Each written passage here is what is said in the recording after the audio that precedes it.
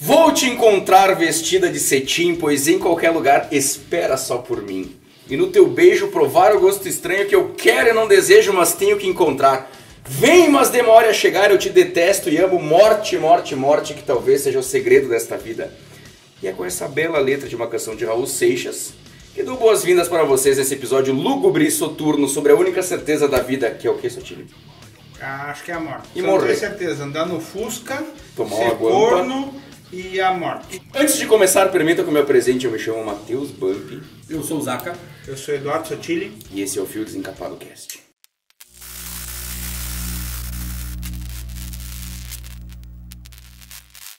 Com a gente hoje aqui mais uma vez, Priscila Tissotti. E aí, pessoal, tudo certo? Camila dos Santos. Olá! E a parte mais séria do programa, agora a gente trouxe um psicólogo para embasar, né? Para ninguém dizer assim, vocês só falam besteira. Agora a gente vai falar besteira com um bacharelado. Ui. Com a gente, Giovanni Grillo, meu velho amigo. Eu não vou assumir essa responsabilidade. Sapica não é mais minha, Sapica é do Aspira. Aspira.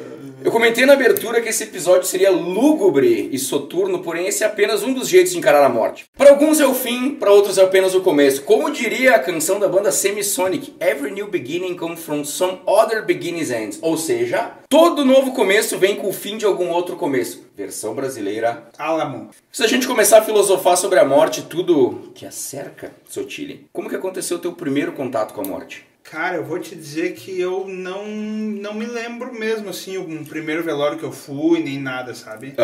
Fica a dica, não fumem maconha, pessoal. É verdade, eu digo isso, porque eu nunca fumei, mas só a minha memória é muito ruim, eu acho que eu como muita carne com gordura. Pode ser. Não, pior que eu não lembro mesmo. Mas não teve um cachorro que morreu, um gato que tu matou. Um gato que tu matou. O gato que tu matou atropelado. O Fred, não era Fred? Não, mas isso eu já tinha 18 30. anos, cara. 20 de 30. Não, eu não lembro. A diferença é mesmo. pequena, gente. Não lembra? Não Bom, me lembro mesmo. Pri, Eu perdi meu tio quando eu era bem pequena, não me lembro agora se eu tinha 3 ou 5 anos, mas também não faz muita diferença, né?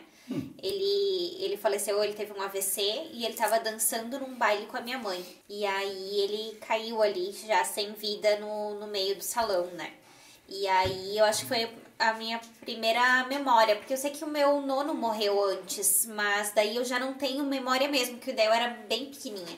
E aí, mas essa história do meu tio, assim, ela me impactou bastante, porque a minha mãe sempre conta que depois disso eu conversava com ele bastante, assim. Minha mãe passava pelo meu quarto, eu tava conversando com meu tio, né? Eu sabia de coisas, assim, que ele me falava. Ou em algumas ocasiões eu chegava e ia até a cozinha ou a sala, enfim, e dizia, mãe, a gente pode acender uma vela pro tio Bade? Aí minha mãe dizia, não, filha, não se acende vela dentro de casa, isso aí não é legal. tu falava com o teu tio? Morto. Isso. É que diz que as Eu acho que eu não quero crianças- mais. Bom, pessoal, o programa de hoje é isso. Um abraço e... E fiquem com Deus. Diz que as crianças têm essa Sim. ligação, alguma coisa assim, né? E aí a minha mãe disse que eu pedia pra acender vela e depois ela me seguia até o meu quarto, né? Onde eu estava explicando pra ele, olha, a mãe não deixou, mas ela prometeu que a gente vai até o cemitério, acender uma vela, que não se acende vela dentro de casa, enfim. E aí ela disse que ela ignorava. Ela passava reto, fazia de conta que não tava ouvindo nada, porque pra ela, que tinha perdido o irmão, né? Era mais fácil lidar com isso dessa forma. Não se acende vela dentro de casa, nem sinalizador dentro de boate. Fica a dica.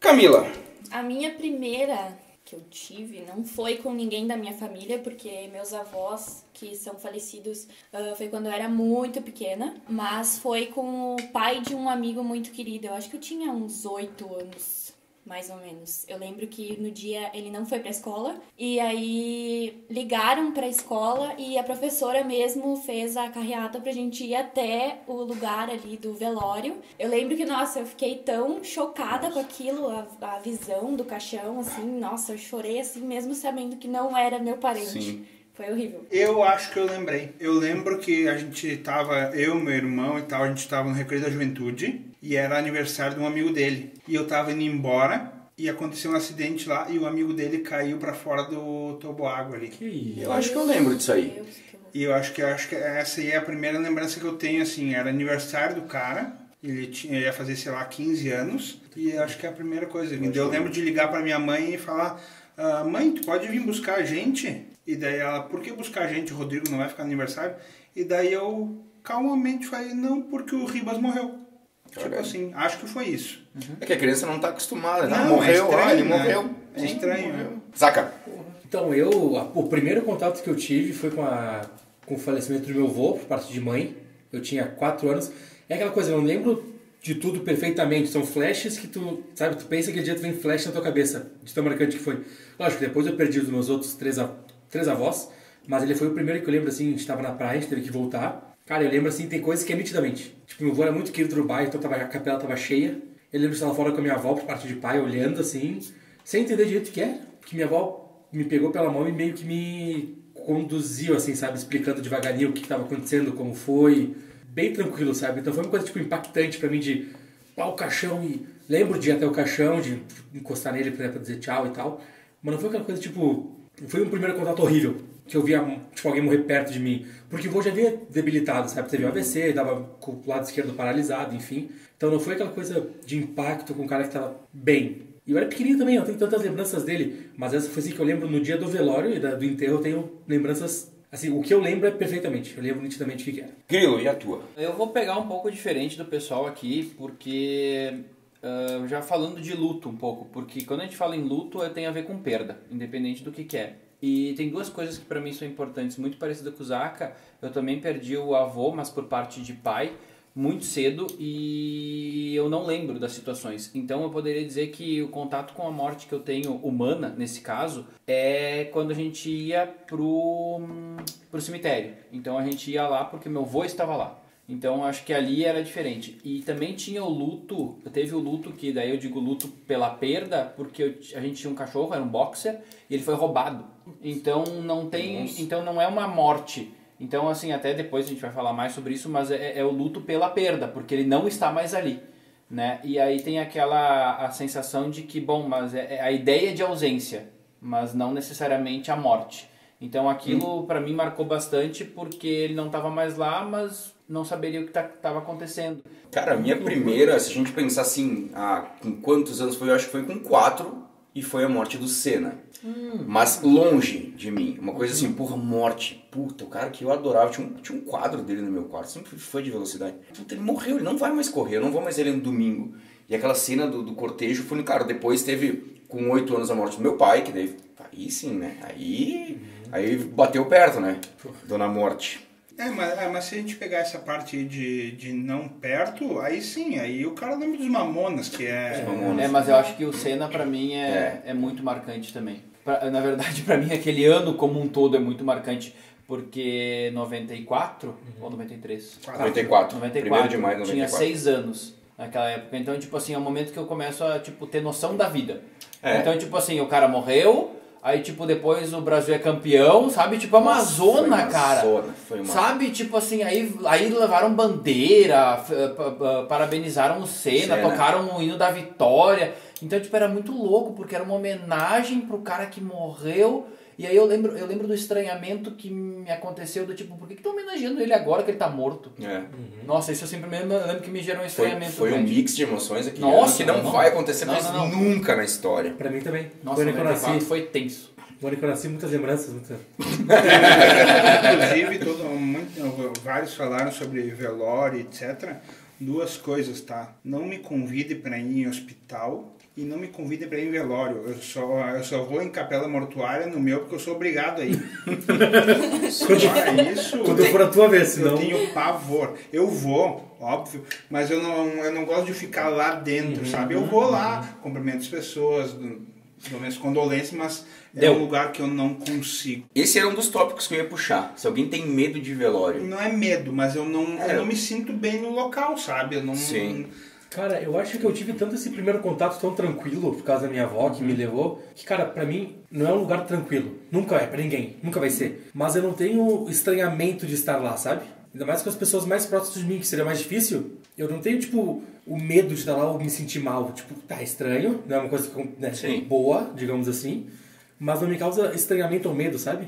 Eu fico tranquilo no local. Mas não é aquela coisa que eu adoro também, né? Ninguém... Pra mim, pelo menos o significado do velório, a gente tá ao redor de uma casca vazia. Acho que a pessoa que tá ali dentro, ela tá em todos os lugares, menos ali dentro. Porque se ela estivesse ali dentro, ela tava viva. Eu acho o velório uma coisa triste, cara. Porque a gente tá celebrando a morte, deveria celebrar a vida da pessoa. Sei lá, ponto de vista meu. Meninas, o que vocês acham de velório? Eu acho que eu penso mais ou menos parecido contigo, assim. Eu também tive uma proximidade muito grande, assim.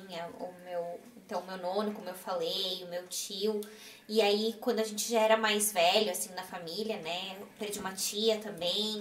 E eu perdi 2 amigos, tudo meio na sequência. E depois os irmãos da minha avó, a esposa do irmão da minha avó, que eram pessoas que eram criadas como se fossem nossos tios mesmo, assim, né? Tios-avós. E eu acho que isso se tornou uma coisa que é triste, é muito complicado a gente lidar com aquilo, mas a gente lida. Então eu não tenho muita estranheza, assim. E eu venho de uma família e que as pessoas passam muito mal, assim, em velório, sabe? Então, a gente tem que cuidar muito das pessoas mais velhas, assim, né? E aí a gente diz que a gente tem já quase um sistema, sabe? Tipo, uma cuida de um, outra cuida de outro, a outra cuida do outro. E a gente tem, tipo, um esquema, assim, pra gente conseguir passar bem, digamos assim, por aquilo, né? Eu acho que eu já toquei nesse assunto na casa da Pri de não gostar. E ele olhou, ele recebeu olhares tortos. E já ser Julgado? Informado que se acontece alguma coisa eu sou obrigado aí, porque eu vou ter que acudir uma tia. eu já ouvi falar que... Já foi escalado pra... Diz que uma sempre passa mal. Alguém vai sobrar. Isso, alguém desmaia, alguém passa mal, enfim... E eu acho que sempre foram situações muito impactantes, sabe? Sempre foi muito de surpresa e tal.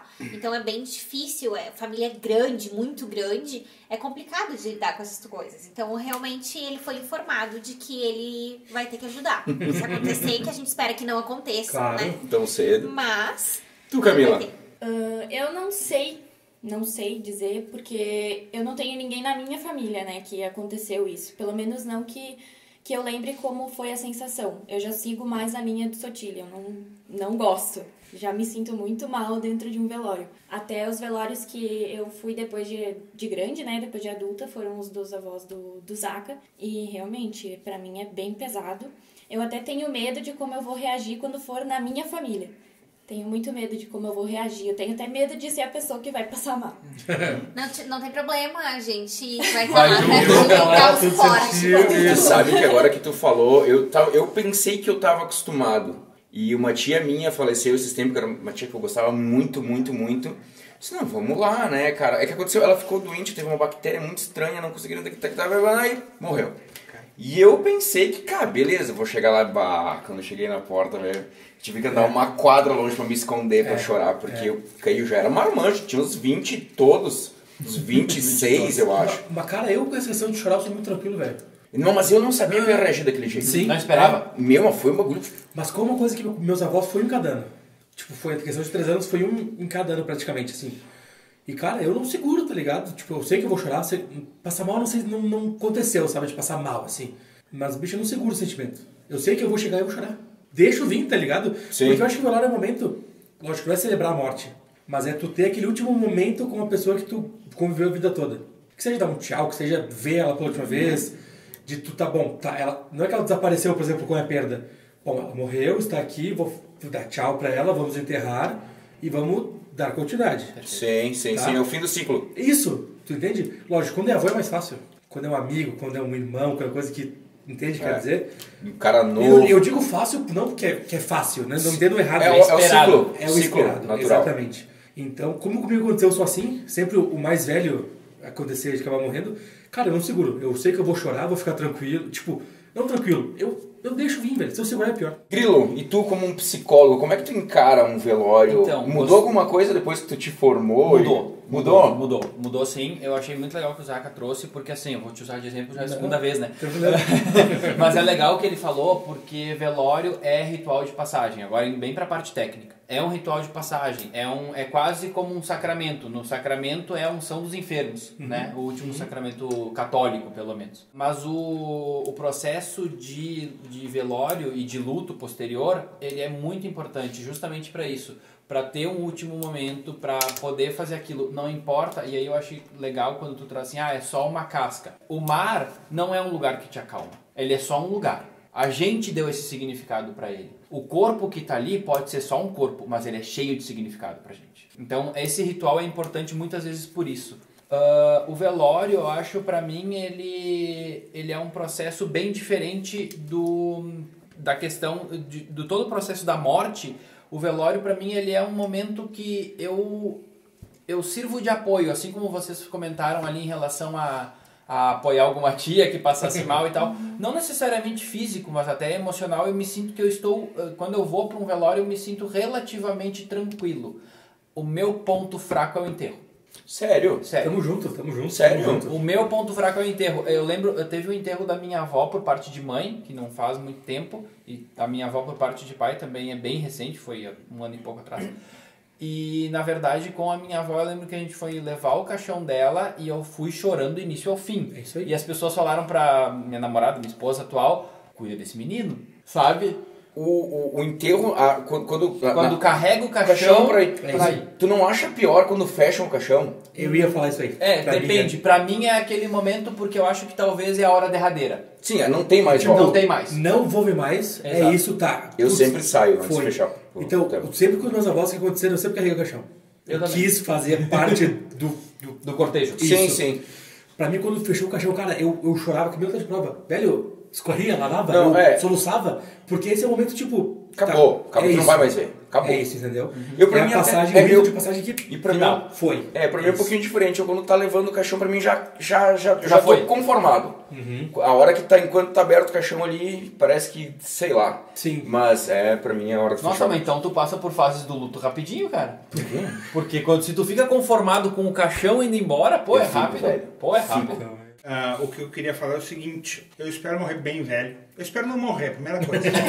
Errou! Nós vamos não falar quero. disso. Mas se vier, eu quero que seja bem velho e eu quero que o Zaka vá depois. Que eu quero que ele esteja lá e que ele chore muito. Pode deixar, mas vai ser... E, Um prazer.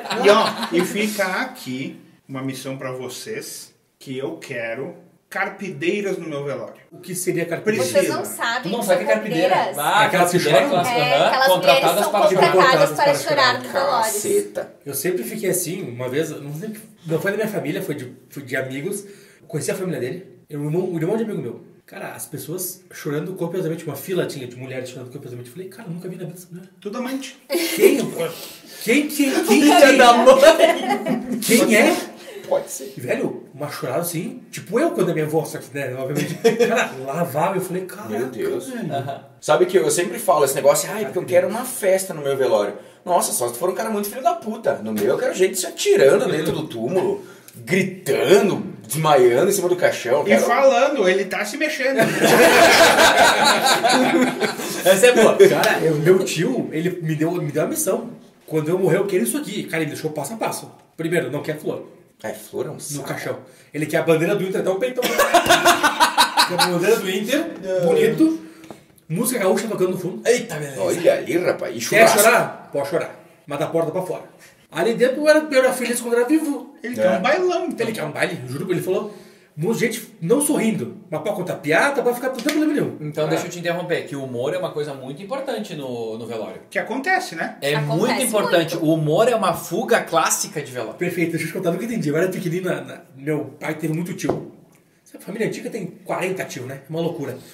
E toda vez que meu tio morria, um tio do meu pai morria... Coitado desse homem. Esse homem sofreu. Quantas desculpas ele deu porque ele chegou no velório do tio? Quanto atestado? Qual é o nome dele? Jesus? Não, Jesus é só uma, cara. Quando um dos tios do meu pai morria, sempre tinha um primo dele que era o cara que contava piada lá fora. Ele tava contando piada no barco, juntava a galera Juntava pra a galera. rir. contar Era piada. sempre o mesmo? Sempre mesmo. Ah, bom, porque tu já pensou que podia ser uma maldição, né? Morria um, Tinha que vinha um e assumir. contava a piada. Aí já era o próximo, que já vinha um na Eu fila. era um cara A piada mortal. Na terceira vez os caras já estavam, vai tu. que tá concorrendo a prefeito de Canela, fica a dica aí. Eu vou falar uma curiosidade para nós trocar de assunto aqui. Ao longo de toda a história da humanidade, cerca de 100 bilhões de pessoas já morreram. É muita gente. Tem uns pau no cu no meio. Tem uns mereceram. Então eu quero saber de vocês, como que é a família de vocês, ou como vocês lidavam com a morte quando vocês eram pequenos. O que chegou pra você sobre a morte? Tipo, aqui pra ninguém nem pra mim, o teu pai foi pro céu, virou uma estrelinha. Tinha sempre essa coisa mais lúdica pra conseguir lidar com a morte melhor. Como é que era com vocês? Alguém tem alguma passagem que queira compartilhar com a gente? Eu tenho, cara.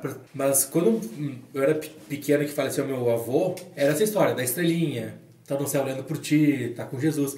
E como a minha família é muito religiosa, né, a gente é católico, a gente, como foi educado nessa religião, no catolicismo, a gente entende que a morte é a passagem para a vida eterna, junto com Jesus. Então, a partir do momento que eu fui crescendo, que eu não tinha mais 4 anos, que era uma estrelinha bonitinha no céu, eu fui entendendo que... Me ensinaram, no caso, não é que eu fui entendendo. Foi me passado, a morte pra gente é a morte terrena para começar a vida eterna. Então, nunca foi uma coisa tipo, acabou, morreu. Pode ser que seja uma esperança pra gente, que a gente acredita, perfeito. Mas eu fui ensinado o quê? Nunca fechou o caixão, morreu. Não, a partir dali, todas as coisas que tu fez de bom na Terra vai te levar até a vida eterna. Ou pra pegar teus pecados e tal. Então eu fui educado nisso, que nunca é o fim, é o começo da tua busca da vida eterna para entrar nos céus, enfim. É o fim aqui para começar lá. Isso, mas é uma coisa muito... Quando falo tranquilo, não é uma questão que é bom, não é isso. Mas é uma questão que me deixa confortável saber disso, sabe? Eu acreditar que tem essa vida após a morte, não, mas tem essa vida eterna que Deus prometeu pra gente, enfim. Eu acho que pra mim é interessante falar porque eu não lembro, talvez tenha acontecido algo parecido com isso enquanto infância, de ter uma explicação, mas a relação com morte, principalmente pela minha mãe, ela é muito natural. E isso é um pouco assustador, porque minha mãe perdeu a mãe dela não faz muito tempo e tipo, ok, morreu, sabe? Isso pra mim me assustou muito em muitos momentos. Mas como a gente lida muito com o ambiente, né? A gente aprende muito com o ambiente, eu vejo que muitas vezes eu também acho assim. Pois é, eu quando era pequeno tinha muito aquela coisa virou uma estrelinha, né? Ele está lá no céu junto com... Claro, é uma coisa que conforta no momento. Até agora a gente vai entrar nesse assunto sobre a nossa visão da morte hoje, depois que a gente cresceu. Sotile. Fala. Como é que tu vê a morte? O que tu acha que acontece? Morreu, beleza. Eu não sou capaz de opinar, eu tenho uma esperança que algo aconteça depois daqui, porque pra mim não tem lógica nenhuma a gente passar tudo que a gente passa e não pagar imposto. Não tô dizendo que nossa vida Imposto é roubo. Não tô dizendo que a nossa vida é difícil, mas tem gente que passa coisa muito pior, então eu não vejo uma lógica de acabou, né? Sim. Até depois tu vai ter que explicar um negócio, porque as pessoas têm fases na vida, né? O homem tem fases. O homem mesmo. O homem tem a fase dos 40. Que ele enlouquece e quer comprar uma moto para fazer porcaria. Crise da meia-idade. Isso. A fase dos 30. Existe a fase dos 30? Depende. Por quê? Eu estou numa fase dos 30. Que ela é bem complicada. Que eu penso muito sobre a morte. Tá. E isso me deixa muito triste. Eu sei que se tu pegar uma média assim, 70 anos, então não chegou nem na metade. É muito tempo. Mas esses dias eu me peguei chorando no centro, na fila do Alfa para fazer exame de sangue. E o que tu estava pensando? Na morte. Então, é bem importante. Perguntas que eu vou ter que fazer, tá? Não adianta. Aí, só um pouquinho. Consulta grátis. Vamos! Vou chamar o Grilo. Se eu soubesse, Grilo, convidado sempre. Cadeira cativa. Eu só vim por causa disso. Ele até vai entender nossos distúrbios mentais. Tem bastante do cara. O Grilo vai sair daqui e vai chorar no carro. Com certeza. Ele Vai demorar 3 horas pra poder ir embora porque não consegue dirigir. Ele vai estar no carro e ficar assim pro lado, assim, ó. Meu Deus. Onde eu fui me meter? Porque assim, com o que tu trabalha? Eu sou engenheiro. E tu trabalha como funcionário, tem uma empresa, como é que é? Eu tenho a minha empresa, trabalho para mim hoje, terceirizado numa outra empresa. Tá, isso é importante porque normalmente o que tem mais ou menos nessa fase, e aí, tem fases, cara, tu vai ter fase freudiana, tu vai ter fase skinneriana, tu vai ter fases de vários autores, tá? Eu não lembro o nome do autor agora, mas ele tem uma que ele fala sobre generatividade versus estagnação. E o que é isso? É o momento, e aí, vai viver até os 70. Mas tu não produz igual até os 70. Então a ideia de meia vida muda. Sim. Entende? E aí tu pode pegar para as mulheres, isso complica um pouco, se desejam ter filhos, porque elas têm uma data em relação à possibilidade de produzir ovos. Então, assim, isso muda. E aí, se tu tem... Por isso que eu te perguntei em relação ao trabalho, por exemplo. Porque se tu tem algo teu, ou que tu tá fazendo e coisa assim, existe algo que tu tá produzindo e que vai ficar. Isso é generatividade. Agora, tu pode escolher a estagnação, que é tipo, eu só dando um exemplo, não é simples assim, né? Mas tipo, eu vou ser funcionário, vou viver minha vidinha, eu não quero ter filhos, entende? Então assim, tipo, não existe uma perpetuação, entre 1000 aspas, da tua espécie.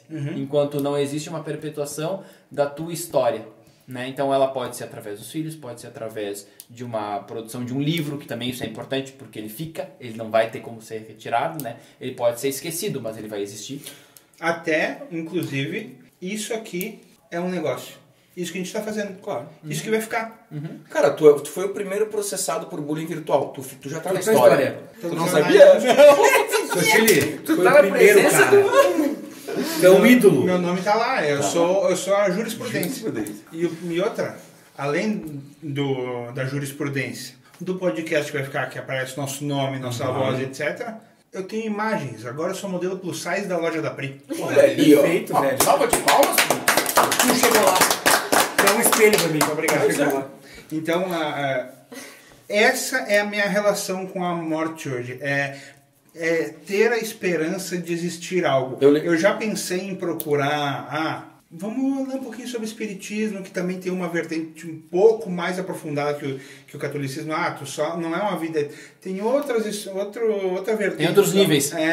Então, isso aí me chama muita atenção. A morte chama a atenção de todo mundo, né? Mas Porque é a única certeza da vida, né? Mas daqui uns anos tu descobre. Mas aí que tá, Sotile, tu fala isso, por isso que eu te disse, assim, a questão de tu gerar algo ou não tem a ver com isso.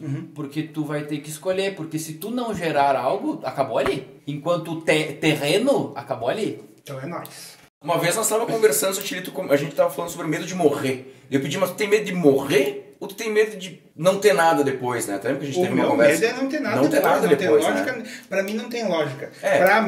Pra mim, o que eu penso assim? Quando morrer, chegar lá, tá o Elton John aqui no pianinho e o Freddie Mercury cantando. Óbvio que pra quem tá comandando esse The Sims gigante aqui, tem lógica. Pra mim aqui, como só um bonequinho, só um avatar, não tem lógica nenhuma. Eu espero que tenha alguma coisa. Pri! A minha família é católica, né? Então a gente foi criado seguindo os preceitos do catolicismo e acreditando nessa mesma coisa que o Zaca já falou, de que existe... Tu vira uma estrelinha, vai pro céu, enfim, que é o início da vida eterna, né? Mas eu acho que com o passar dos anos, eu comecei a ler muita coisa sobre coisas diferenciadas, assim. Então eu li muito sobre física quântica, sobre essas questões de aquilo que a gente joga pro universo, o universo devolve pra gente, e também li um pouquinho sobre espiritismo. Não sou uma expert e tal, mas eu acho que quando a gente passa por dificuldades ou alguma coisa assim, a gente se faz muita pergunta: por que eu? Por que comigo? Por que tudo isso tá acontecendo comigo? E aí, se tu vai um pouquinho pro espiritismo e tu tenta entender um pouquinho essas coisas, né? Pode ser o resgate de uma vida passada, né? Que eles explicam, e que tu não sabe como que tu foi numa outra vida, ou qual é o resgate que tu tá precisando fazer. Pode ter sido muito ruim numa outra vida e tá precisando resgatar isso, ou pode ser que aquilo esteja sendo dado porque é só tu que vai ter condições de aguentar, né? Alguma coisa assim. Pelo que eu li, pelo que eu estudei, que não foi muito. Então eu acho que eu comecei a acreditar um pouco mais nessa questão de que existe sim alguma coisa depois, sabe? Que a gente vai ter uma chance de resgate em algum outro momento, em alguma outra vida, que a gente vai ter uma chance de reconstrução. Pelo menos é nisso que eu quero acreditar hoje em dia, né? Tudo isso que ela falou corrobora por aquilo que a gente já falou em outros programas. Por que ela namora comigo? Eu não sei. Ela lê física quântica, não sei o quê. Mas isso aí, a Pri, ela tá pagando os pecados da outra vida. Tá explicado. E da atual. Óbvio. Já aproveita da atual. Já juntando isso. Já vai ficar no saldo, né? Isso. Camila, como é que a senhora vê a morte? A morte. Tenho medo. Tenho medo declarado da morte. De morrer ou de sofrer durante a morte? Ou do que vem depois? Os dois. Os dois. Tenho medo de não ter nada depois. Às vezes eu fico assim, pensando também na morte. Acho que eu tô na fase dos 30, só que aos 25. Eu fico pensando assim, meu Deus, e depois? E se acaba tudo e não tem nada? Daí começa a me dar um negócio, um aperto no coração, uma coisa ruim. Só que como católica, né, às vezes a minha fé abala, mas eu procuro sempre acreditar que tem alguma coisa depois. Me agarrar a isso, né, porque senão eu entro em parafuso. Seu Zaca. Antes de começar, bump imposto é roubo. Né? Imposto é roubo. Bom, sempre bom Não, e frisar. como eu falei aqui, por ser criado na religião católica, eu tenho uma... Não que seja tão natural quanto a mãe do grilo, assim, tipo, acabou, morreu. Mas é como a Camila falou, a gente se agarra... Porque, querendo ou não, essa parte da religião católica, do dizer o que vem depois, é um jeito da gente não entrar em parafuso. Da gente se agarrar numa coisa e não enlouquecer. Por exemplo, minha irmã, até um beijo pra ela, vou usar como exemplo. A Aracida Top Term. Isso. Ela tem síndrome do pânico, né? E ela tem realmente medo de morrer. Simplesmente ela tem medo de morrer. Mesmo ela sendo muito mais católica. Falando mais de religião do que eu, indo mais a fundo na religião, ela tem medo de morrer. E ela pensa nisso, ela entra em parafuso de verdade. Ela enfim, toma remédios e tal. Sim, ela é medicada, ela tem laudo, diz ela. Ela tem laudo. Simplesmente pelo medo de morrer. Não acho nem tanto pelo que vem depois, que ela é muito mais tranquila que eu, por exemplo. Mas ela tem medo de morrer. E também isso é uma coisa natural pra mim. Por ser da religião. E é como a Camila falou, eu gosto de se apegar para não tu conseguir viver tranquilo a tua vida. Fazer coisas boas para que depois tu tenha a tua recompensa na vida eterna, ou, enfim, com Deus. Enfim, acho que é isso, tá ligado? Tu ter uma base para não entrar em parafuso. Mas eu também tenho esse medo de morrer. Principalmente quando te acontece alguma coisa que tu pensa, porra, tá pertinho. Nossa, os cagaços. Acontece, assim, eu tive gripe A. E aí eu fui parar no UTI. Daí é aquele momento, assim, que o médico te olha e te diz, tu tá indo pra UTI. Não, eles não falam contigo nesses momentos, né? Eles falam com Familiar. quem tá ao redor, com o familiar. Então ele olhou pra minha mãe e falou, ela vai ir pra UTI e tal. E não sei o que, daí até o momento que eu falei, dá pra alguém me explicar o que tá acontecendo, o que eu tenho, por que eu tenho que ir pra UTI Eu tô e aqui, tal, tô né? viva ainda. Eu tô aqui, tô viva ainda, dá pra me ajudar? Minha mãe chorando, né? E aí, daí o médico falou, não, deu positivo o teste aí pra gripe A e tal, mas fica tranquila, vai dar tudo certo. Cara, como é que tu fica tranquila? Não existe. Tu vai pra UTI, não vou? Daí, então, eu entrei na UTI assim, e daí gripe A, né? Entre as enfermeiras todas paramentadas, isolamento total, quarto com vidros, tudo, né?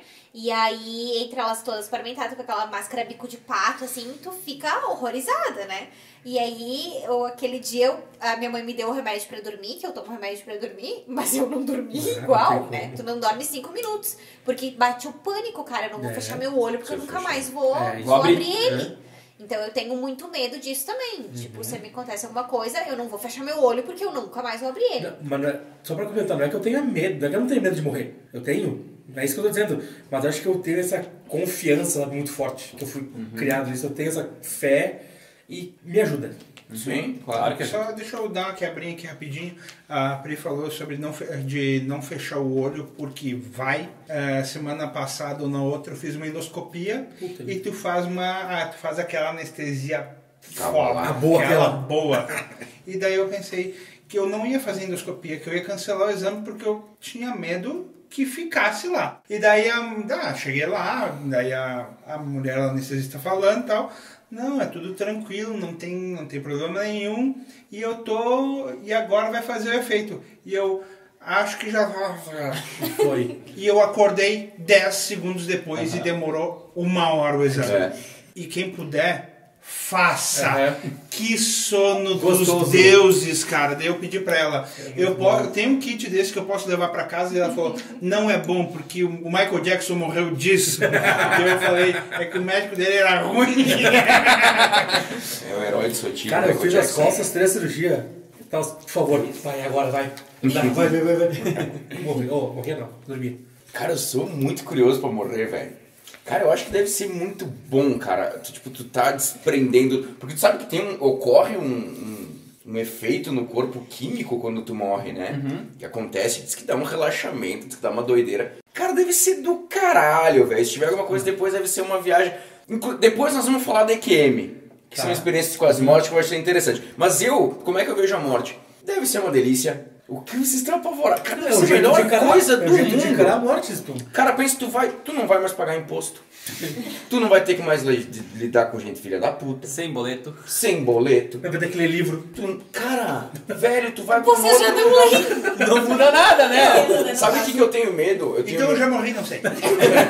Sabe o que eu tenho medo? Eu tenho medo de ficar paralítico. É, isso aí, foda. Eu tenho medo de ter Alzheimer. Ou de ter alguma coisa que afete minha cabeça. Sabe? Que eu não... Ah, meu Deus, sei lá, que eu esqueça das coisas. Não Já toma, acontece, tá? É, volta e meia, né? Mas, não tipo, toma corticoide, então. É. Não, tipo, esse tipo de coisa eu tenho medo, mas de morrer jamais. Mas tá louco, Só velho. uma curiosidade, quando a pessoa morre, o último sentido que deixa de funcionar é da audição. Ó. E eu vi uma reportagem que tu ouve... Tá, Fui. Tu ouve, se eu não me engano, 10 minutos, 15 minutos tu fica ouvindo o que acontece ao redor. Grilo, e agora? Como que tu enxerga a morte? E se a tua formação em algum momento acabou mudando essa tua percepção? Então, eu só queria aqui já pegar, porque quando fala assim, como vai ser depois, né, e tal, tem um videozinho velho, acho que tava dando uma olhada, acho que é a Saga de Bjorn, tá? Que é um viking, aí ele tá lá combatendo, blá blá blá, daí ele morre. E aí ele faz parte de um clã que acredita numa coisa. Aí ele, pum, vai naquela coisa. Aí morre um outro que acredita em outra coisa. Ele, pum, vai naquela coisa. Ou seja, cada um vai para aquilo que acredita. Eu acho aquele videozinho máximo, porque ele brinca com essa ideia, né, da gente ter uma crença. E aí, então se tu acredita, vai acontecer. Um pouco disso tem a ver com a ideia de Deus. Porque tem aquela assim, Deus não existe, né? Deus está morto, do Nietzsche, né? Na verdade, essa frase não tem como acontecer, porque Deus existe a partir do momento que a gente dá um nome para ele. A gente fala de sentimentos e a angústia é um sentimento que não é um sentimento.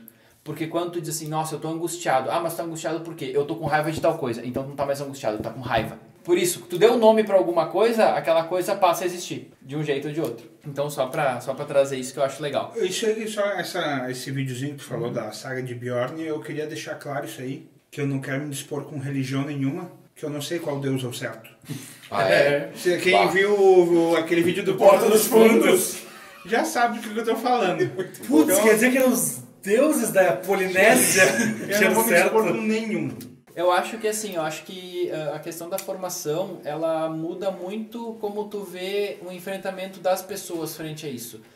Como tu vê cada um lida com isso, como tu vê se tá num luto tardio, se tá... Mas o meu, digamos assim, cara, vai pra terapia, entendeu? Não tem jeito. Porque eu não... É aquela história, não dá pro cara se autoanalisar.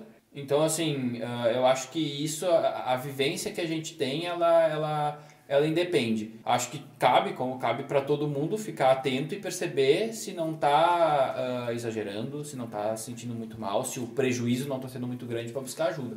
Mas acho que o meu enfrentamento não mudou. Grilo, conta pra gente um pouquinho sobre as fases do luto, cara. Então, fases do luto são 5. Até a gente já acabou dando exemplos dela de maneira um pouco escusa, mas que vale também. A primeira é negação. Não se fala sobre isso, se tem outras ideias do que pode acontecer, como é que eu vou lidar com a ideia da ausência, essa pessoa não vai estar aqui, meu Deus, não, ela tem que estar aqui, como é que ela não vai estar aqui? Esse é o primeiro. A raiva é o segundo, que daí tem uma pessoa que não se conforta, tem uma sensação de injustiça. A Pri falou antes, assim, tipo, por que comigo, por que agora, por que assim? Né? Essa é uma ideia muito da raiva. Né, da injustiça. E na raiva diz assim, puta, isso não tem como ser revertido, não tem como, tem que ter como. E aí quando diz tem que ter como, a gente entra na negociação. E a negociação ela serve para aliviar quais são as possíveis soluções. E aí a gente já deu aqui possíveis soluções. Vida eterna, o espiritismo com a relação de galgar níveis, né, e tal, de evolução. Então, isso é claramente a negociação. Tem uma da negociação que eu acho o máximo, daí tem a promessa, né? Não, mas se a pessoa não morrer, mesmo que não esteja morta, obviamente, né? Mas tipo, mas ela tá no hospital, mas se ela não morrer, eu prometo que eu vou doar 20% do meu salário todo ano, não sei o quê. Eu vou de joelho daqui a Carvalho. Isso. E aí tem um que eu gosto muito no filme do Alto da Compadecida, que eu adoro. Puta do filme. O cara chega assim, e aí ele morre, né? O João Grilo morre, né? E aí o Chicó, beleza, tá levando ele, né? Pobre João, morreu, tá, beleza. Aí daqui a pouco o João Grilo que tá lá no seu julgamento volta, né? Consegue voltar. E aí ele acorda, daí o Chicó tá todo cagado de medo, beleza. Aí eles estão indo embora, bah, que bom, não sei o que, como é que tu sobreviveu, não sei o que. Aí ele começa, ah, que burro, que promessa desgraçada, que promessa sem jeito. Do que tu tá falando? Eu prometi que se tu ficasse vivo eu ia doar todo o dinheiro. Aí ele disse, mas que diabo de promessa é essa, Chicó? Mas tu tava morto. Então, esse é um exemplo. E aí a arte é muito boa nesse sentido de fazer isso. Ele fez uma negociação. E quando acontece isso, ele, pô, vou ter que cumprir a promessa. Né? E é engraçado também, porque daí o Ariano Suassuna é gênio em fazer isso. Porque quando o João Grilo volta, ele não se lembra do que aconteceu lá. Então ele não sabe que foi Nossa Senhora, que é para quem o Chicó fez a promessa, foi quem ajudou ele. Ele não lembra de Jesus falando para ele ajudar, porque no fim do filme Jesus passa pedindo ajuda e ele não dá ajuda. Sabe? Então assim, cara, provavelmente, não sei se vai mudar, entende? Ele teve uma segunda chance. Tem tanto a promessa quanto a cobrança, inclusive. Deus, eu ajudei tanto, eu fiz tanto, eu vou na igreja todo domingo. Tu não vai me ferrar. Tem as duas na negociação, porque tem a negociação amigável e a bruta, né? Então isso, e depois vem a depressão, que normalmente é o que dura mais tempo e que gera mais sofrimento. Tem a ideia de impotência, então não tem o que fazer, não adianta fazer promessa, não adianta ficar irritado, não adianta negar. Né? Então a pessoa começa a aceitar isso. E é uma coisa que gera às vezes isolamento da pessoa e aceitação, que é o último, que daí sim, é a realidade, a aceitação daquela perda e de que aquilo ou aquela pessoa não vai estar mais ali. É importante ressaltar que essas fases, tem gente que pula, tá? Tem gente que pula essas fases, não anda por todas. O tempo é de cada um. A gente tem no DSM lá que luto tardio passou de 3 a 5 ou 6 meses. O DSM é o livro de diagnóstico da psicologia, só para explicar, né? Diz lá, de 3 a 6 meses, ok. Assim, depois disso a gente já considera um luto tardio.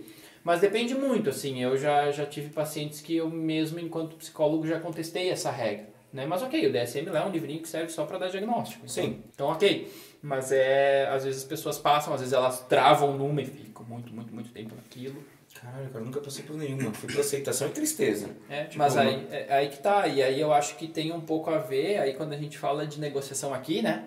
Tipo, as coisas que eu comentei no começo, essa coisa de negociação é muito clara, porque a gente está negociando a nossa, então é diferente da gente negociar a do outro. Até eu queria falar dessa questão aí o que me nutre essa esperança do pós-vida terrena, é que dizem que marcas que a gente tem na pele, mancha, etc., é marcas de vida passada, ferimentos de vida passada, etc. E outra coisa, vocês devem ter lido que um tempo atrás, eu não sei, provavelmente na Europa, não lembro agora, nasceu uma criança e ela lá com seus 5, 6 anos começou a falar que ela tinha sido morta na outra vida. E tinha sido morta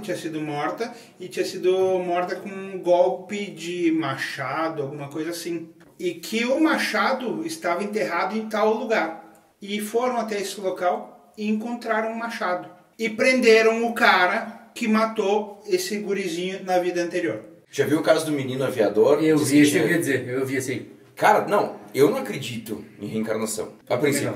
A princípio é boa. Não, é que assim, eu não tenho dogma, sabe? Sim. Eu não tenho. Mas, cara, tem uns casos que... Não dá pra explicar? É tenso, claro. Cara. Eu não sei explicar, mas tem uns casos bem tensos. Não, tem umas coisas muito... Tem uns casos bem tensos. Bem tensos. Sotile, o que tu quer que aconteça com o teu corpo quando tu morrer? Cara, tu sabe que eu tenho uma informações sobre isso, tá? O que eu gostaria... Nós vamos falar na frente. Não no velório, tipo, não. Depois do velório, pra onde é que vai teu corpo? Acho que a maioria quer ser cremado, que é pra garantir que... Não volta. Não é que não volta, mas que tu não vai ocupar espaço... não vai incomodar. Tu não ocupa espaço... Não tem que pagar gaveta. Cara, porque, por exemplo, a minha mãe... A minha avó, que eu não conheci, morreu e está enterrada no cemitério aqui em Caxias. Minha mãe não vai no cemitério. Porque ela fala que tudo que ela tinha que fazer pela minha avó, ela fez em vida e fica a lembrança. E é isso. Não, e outra que não tem um lugar para te lamentar. Aí, o que acontece quando alguém morre? São algumas hipóteses que podem acontecer com o corpo, tá? A primeira é cemitério. A segunda é cremação. A terceira é destinar o corpo para estudo, medicina.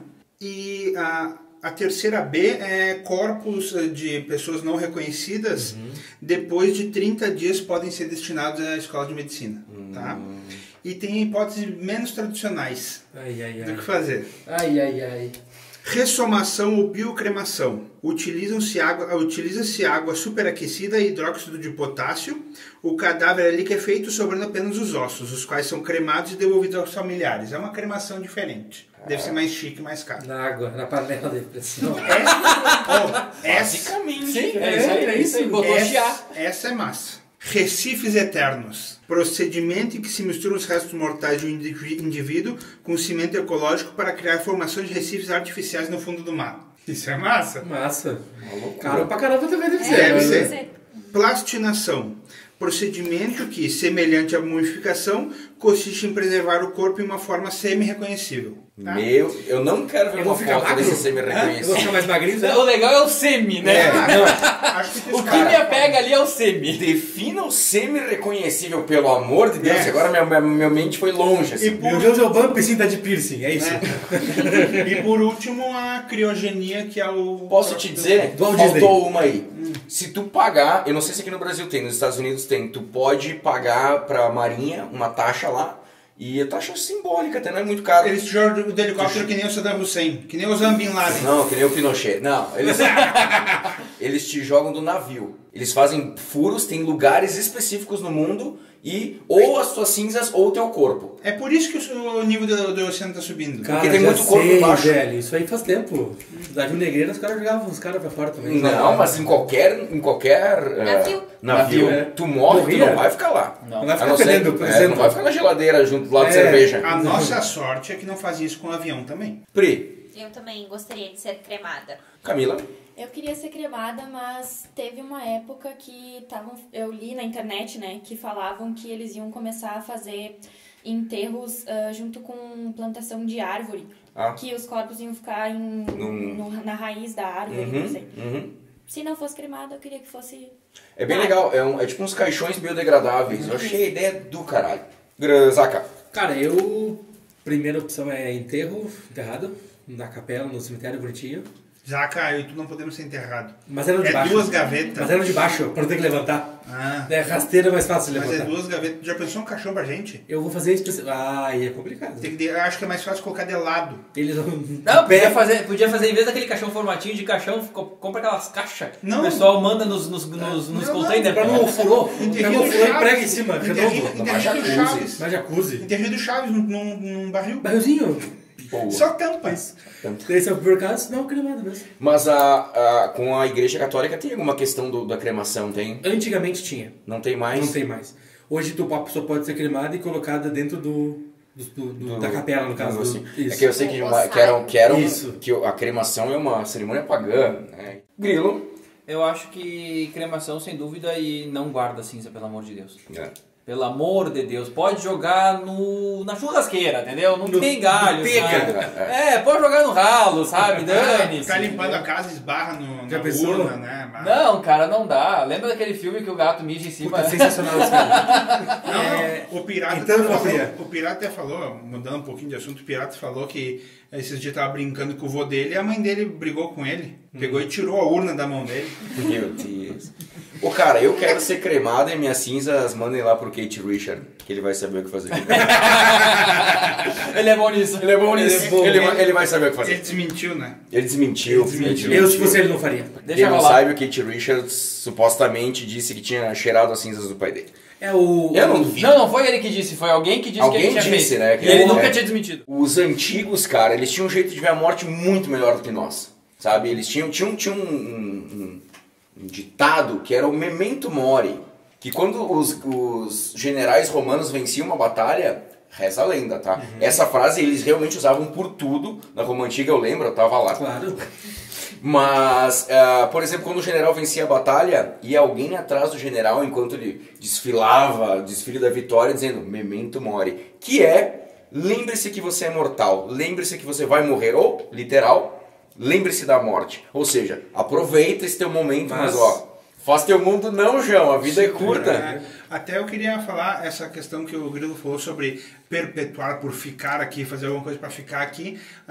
Uma coisa interessante é a questão das estátuas de pessoas de guerra, né? Estátuas de homens em cima de cavalo. Se as 4 patas estão no chão, ele morreu de causas naturais. Se uma pata levantada, ele morreu decorrente de um ferimento de guerra.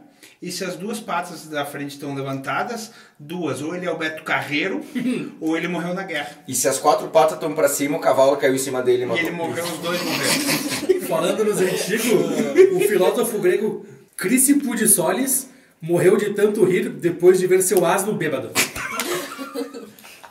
Eu morreria também. Mas eu, Facilmente. Faltou Nossa, é isso, facilmente. Pensa, cara, que cena engraçada. Mas pegando essa frase que tu falou ali do Memento Mori, eu acho importante... Cara, eu vou falar um troço muito velho, meu Deus do céu. Tem um filme, 1960 deve ser o filme, por aí, 50, que é o Sétimo Selo. Cara, é maravilhoso o filme. O que acontece nesse filme? O cara tá voltando das cruzadas e ele tem tudo a ver com isso, porque tem o Memento Mori, e o Memento Mori baseia um tipo de pintura nas igrejas que é o Danse Macabre, que são pinturas onde as pessoas estão juntos, intercaladas entre pessoas e esqueletos. Por quê? Porque a Igreja Católica da Idade Média fazia a ideia de que lembre-se que você vai morrer e desse Danse Macabre para dizer, você tem culpa. Você tem que ter medo. E assim eles controlavam muito das coisas dessa época. Então esses 2 conceitos foram muito utilizados na Idade Média. O filme, só para terminar aqui, para falar do filme do Sétimo Selo, ele faz o quê? É um cara que luta nas cruzadas e ele tá voltando para casa depois de 10 anos. E aí a morte aparece para levar ele numa praia. E aí ele desafia a morte para um jogo de xadrez. E se ele ganhar, ele fica. Então, esse é um exemplo de quê? De negociação com a morte, literalmente, né? Naquele filme ali, o cara tá negociando literalmente. E no filme, o cara vai indo e vai jogando vários dias, porque o jogo não acaba. E a morte aceita porque a morte diz que ela sempre ganha. E aí ele vai encontrando pessoas no caminho, tem ele e o escudeiro. E aí depois ele vai encontrando pessoas no caminho e essas pessoas vão indo com ele até a casa dele. Como é que é o nome do filme, Grilo? O Sétimo Selo. E aí ele chega em casa, agora eu vou dar spoiler, né, mas o filme é velho. Porra, eu tinha anotado pra ver, mas tudo bem, manda. E aí o que acontece? Ele vai com essas pessoas vão com ele até em casa, exceto um grupo de 3 pessoas que são artistas, são, assim, circenses. E aí o que acontece? Quando ele chega em casa, a morte leva todos eles, menos esses 3 caras que deixaram de andar com ele. Então, além de ele morrer, ele carregou todo mundo com ele. Então é muito interessante, porque daí no fim do filme eles têm uma demonstração de Danse Macabre, porque a morte está arrastando todos eles, e todos eles de mãos dadas pra morte. E quem vê isso é o cara da família dos dançarinos, porque ele vê a morte, inclusive. Sim. Ele é o único que vê. E ele fala pra mulher e a mulher não vê nada. E aí é interessante porque é uma dança. E como é que é uma dança? Uma dança é algo legal, é algo feliz, mas é pra morte. E aí o cara que vê a morte no fim do filme, ele diz, olha, a morte está carregando eles, a morte está na frente. Mas no fim, tá o cara tocando o seu álamo todo feliz. Então ele põe essa contradição. É muito massa. Nossa. O Grilo falou dessa questão das igrejas, de ter pinturas e tal. Eu queria que a Pri falasse sobre uma igreja específica que ela visitou em Portugal. Eu visitei em Portugal a Capela dos Ossos, que fica em Évora. Eu queria muito ir, desde a primeira vez que eu fui pra Portugal, eu queria ir, mas daí eu não tive oportunidade pra ir, e as pessoas achavam super macabro que eu queria ir lá. Mas daí quando eu tive a oportunidade eu fui e eu achei muito legal. Então ela é uma capela do estilo gótico, que foi construída dentro da igreja de São Francisco, lá em Évora. Ela é toda decorada com restos mortais, com ossos humanos. Com na França humanas. Também tem alguma coisa assim, né? Tem em outros países também. E lá é bem legal, porque na entrada, assim, tem uma inscrição na pedra escrito: nós, ossos que aqui estamos, pelos vossos esperamos. Os monges que construíram, eles queriam dar um recado sobre a transitoriedade da vida. E deram, né? Deram bem, acho que foi. E além disso, né, é porque naquela região existiam muitos cemitérios.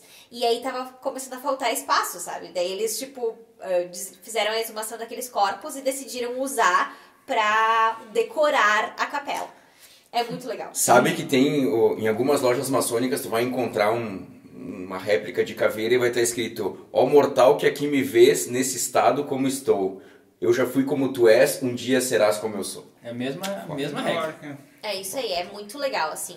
Então, quem puder dar uma olhada nas fotos, assim, da Capela dos Ossos, é bem interessante. E se tiverem oportunidade de ir lá, Évora é uma cidade maravilhosa e a capela é muito legal de se visitar. Dá um recado legal sobre a transitoriedade da vida mesmo. Sotile, tem uma má notícia pra gente. Fala. O que os gordos têm de problema? Motoristas obesos têm 78% de chance a mais de morrer em um acidente de carro. E se for um passageiro? Isso Aumenta a chance do motorista. Eu vou te dizer que eu já sabia dessa. Porque o André Vicente Bigolin, meu amigo médico, que faz cirurgia bariátrica, me falou essa estatística para tentar me induzir a algo. Não sei o que eu queria dizer com isso. Algo. Acho que ele queria me namorar. Não, acho que ele queria jantar comigo. Almoçar. Sotile comentou sobre criogenia antes, e agora a gente vai falar um pouquinho. Criogenia, para quem não sabe, até... Só isso aqui eu tenho de criogenia. Até eu queria conversar com o Grilo, que seria interessante a gente ver esse lado das pessoas que elas não aceitam a morte nem quando a morte chega. Que eu vejo a criogenia como isso, eu vejo como uma tentativa de tu querer buscar uma vida eterna. Eu vou dar rapidamente, eu vou explicar para vocês como é que acontece um processo. Que nem fizeram com o Walt Disney. Reza a lenda, mas eu acho que não é verdade, pelo que eu vi. Eu quero acreditar que sim. Primeiro, o sangue é drenado do corpo e em seguida substituído por um líquido crioprotetor, o M22, à base de glicerina. O objetivo dessa substância química é evitar a formação de cristais de gelo que podem causar danos irreparáveis nas células do organismo. Depois, o cadáver é submetido gradualmente a baixas temperaturas até ser finalmente levado para um tanque de nitrogênio líquido. Caralho, Sotile, tu tá entendendo onde é que tu vai parar? Eu sei. Onde permanecerá de cabeça para baixo. Tu tá entendendo? Não, eu não vou Nunca ficar plantou tonto. bananeira, agora tu quer ficar de Não vou baixo. ficar tonto, não tem sangue. Ó, e o motivo para isso é que em caso de vazamento o cérebro fica protegido na base do freezer. Dependendo da modalidade, corpo inteiro e valores atuais, $200 mil, ou seja, 7 milhões de reais. Um PlayStation.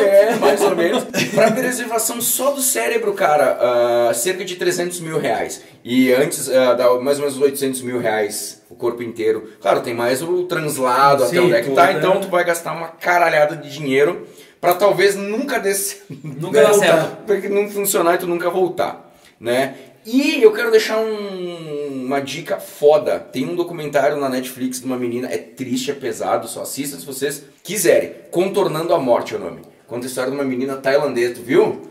Na moral, assistam assim por conta e risco, porque é pesado. E sozinhos. Sozinhos. Não sei se eu tô afim. Não, é pesado. E não tinha tempo.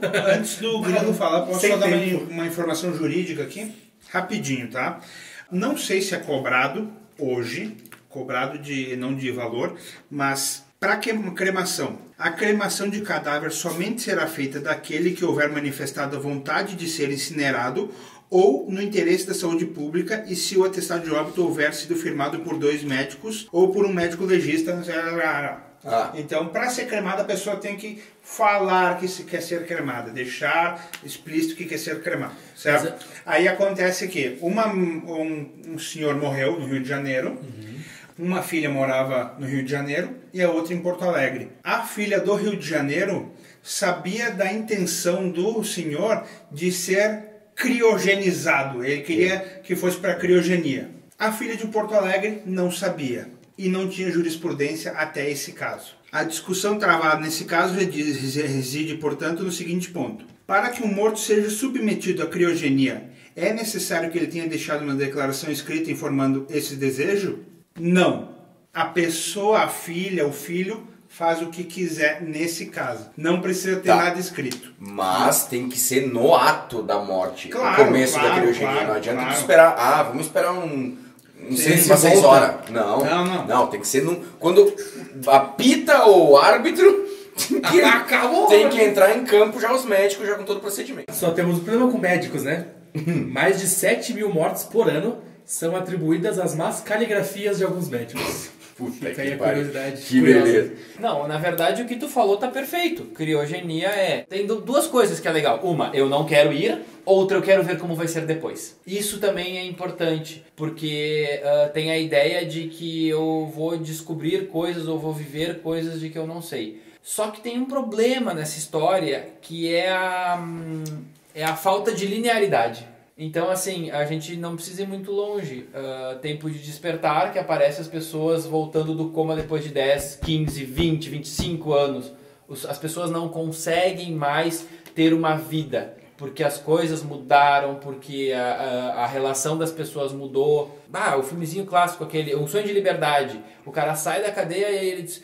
tem muitos carros. Eu era pequeno e eu vi um, mas agora eles estão em toda parte. E aí eles buzinam pro cara, o cara não sabe andar na rua. Só um detalhe. Nesse documentário que tu assistiu, vamos supor que a menina, eles conseguem reavivar a menina, o cérebro, colocar num corpo daqui a 200 anos. Cara, a família dela já vai ter morrido toda. Sabe, que vida que vai ter essa menina daqui a 200 anos? Que graça vai ter? Teus amigos estão tudo mortos, tua família tá morta, tu quer reviver para quê? Mas esse é o empecilho clássico que tu tem em qualquer obra artística da imortalidade. Ser imortal não é legal. Ser imortal não é legal. Deus fica, né? Não. À espera de um milagre. O Tom Hanks fica. Todo mundo morre e ele fica. Essa é a maldição dele. Ele não morre. Ele não morre, ele fica contando. Porque ele condenou o John Coffey para a morte, à espera de um milagre. Aquele do grandão. Ele do não miudinho, morre. isso, Todas as pessoas que ele conhece morrem e ele não morre porque é a maldição dele, porque ele condenou à morte uma pessoa inocente. Tanto que daí tem dois seres que sobrevivem no filme, que é ele e o rato. E aí o ratinho no fim do filme, que é aqueles filmes que gostam de sacanear, né? Que nem o Inception, que fica rodando o peão e tu não sabe se é verdade ou mentira. O ratinho aparece respirando até o fim do filme. Aí fica preto e tu não sabe se ele pode respirar ou não. O que tu acha da criogenia? Eu acharia do caramba se eu pegasse só ficção. Tipo o Capitão América. Isso. Hoje eu fui ouvir algumas coisas, ler algumas coisas, e eu ouvi uma entrevista muito legal do Dr. Carlos Alexandre Ayub, que ele é fundador do Centro de Criogenia Brasil. O Centro de Criogenia Brasil trabalha muito com óvulos e etc. Que para isso é show. Bem legal. Legal. E ele explica o porquê de isso não funcionar. Não nesse momento. Toda essa questão dos cristais que ficam dentro das células e destrói elas, etc. Só que ele explica muito bem na questão dos impulsos elétricos do coração, por exemplo. Quando tu tá no hospital e tu tá com os eletrodos, a maquininha vai dando os bipzinhos e mostrando teu batimento cardíaco, né? Quando ela fica horizontal, quer dizer que não tem mais impulso elétrico. Empacotou. E morreu. A mesma coisa com o cérebro.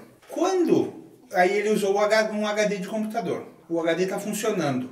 Quando ele para de funcionar, o que acontece? Tu perde tudo. Tu não fica com nada. A mesma coisa, a mesma história, o cérebro. Tem que Tu reiniciar. vai perder tudo. Por exemplo, essa questão desse documentário da Netflix seria ok, entre aspas, porque a menina tem 2 anos, então ela teria que reaprender tudo que ela tinha recém-aprendido, a caminhar, a falar, etc. O Stephen Hawking ia ter que instalar o Windows de novo nele. Isso. Mas daí já colocava o Windows 10, né? Eu acho que ficaria melhor. Que trava menos. Foi o Ubuntu. Foi o Ubuntu. Ubuntu. Então tem isso, sabe? Essa é a questão, assim, daí ele explica, beleza, tem um senhor de 70 anos, 60 anos que morreu e mandou o cérebro para criogenia para daqui 50 anos alguém, beleza, traz ele de volta à vida em outro corpo ou no corpo dele, seja o que for, e a pessoa vai ter que lidar com um bebê de 60 anos, porque ele vai ter que reaprender tudo, a falar, etc. Porque resetou o HD dele. Eu fico em dúvida nessa proposta, por quê? Porque o impulso elétrico, ele é dentro do neurônio. Entre os neurônios é químico. E aí eu não sei, entendeu? Sim. Porque a formação de memórias é uma discussão até hoje. Então eu fico imaginando, brincando, claro. Liga o cara lá e aí metade funciona, metade não. Tem isso. Sabe? Eu sei andar só com as mãos, com as pernas não. Imagina o psicológico desse Só que daí desse cara. o que me traz agora essa questão que tu falou, que veio bem na Neuralink. Sim. Elon Musk.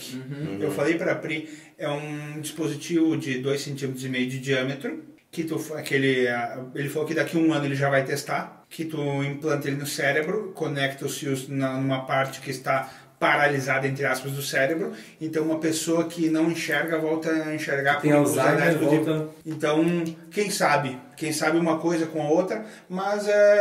Mas depois tu vai querer que virar um robô, a Mas, Rose cara, dos Jetsons. Umbrella. Mas aí que tá, tu vai ter o que com isso, né? Na verdade, isso é de novo enganando a morte de alguma forma, porque a gente vive enganando a morte e de certa forma enganando até a evolução. Porque se a gente for ver, a pessoa teve um problema X lá. Então tá, ela morre e não passa o gene adiante porque não vai ter mais gente com problema. A gente não, a gente tem um monte de gente com um monte de situações que a gente resolve para dar continuidade à vida. Pode usar um exemplo simples, é tu usando óculos. Tu não serve pra caçar. Tu vai. Mas falando disso de evolução, curiosidades curiosas. Eu tô voando hoje. De todas as pessoas que já morreram no mundo desde o início da humanidade, acredita-se que metade delas perdeu a vida por causa da malária. E falando agora da evolução, hoje mais pessoas morrem em decorrência de acidentes de trânsito do que por causa da malária. Dizem que a pessoa imortal já nasceu. Aquela pessoa que vai ter a possibilidade de ser imortal já nasceu. Sabe por quê? O que é imortal não morre no final.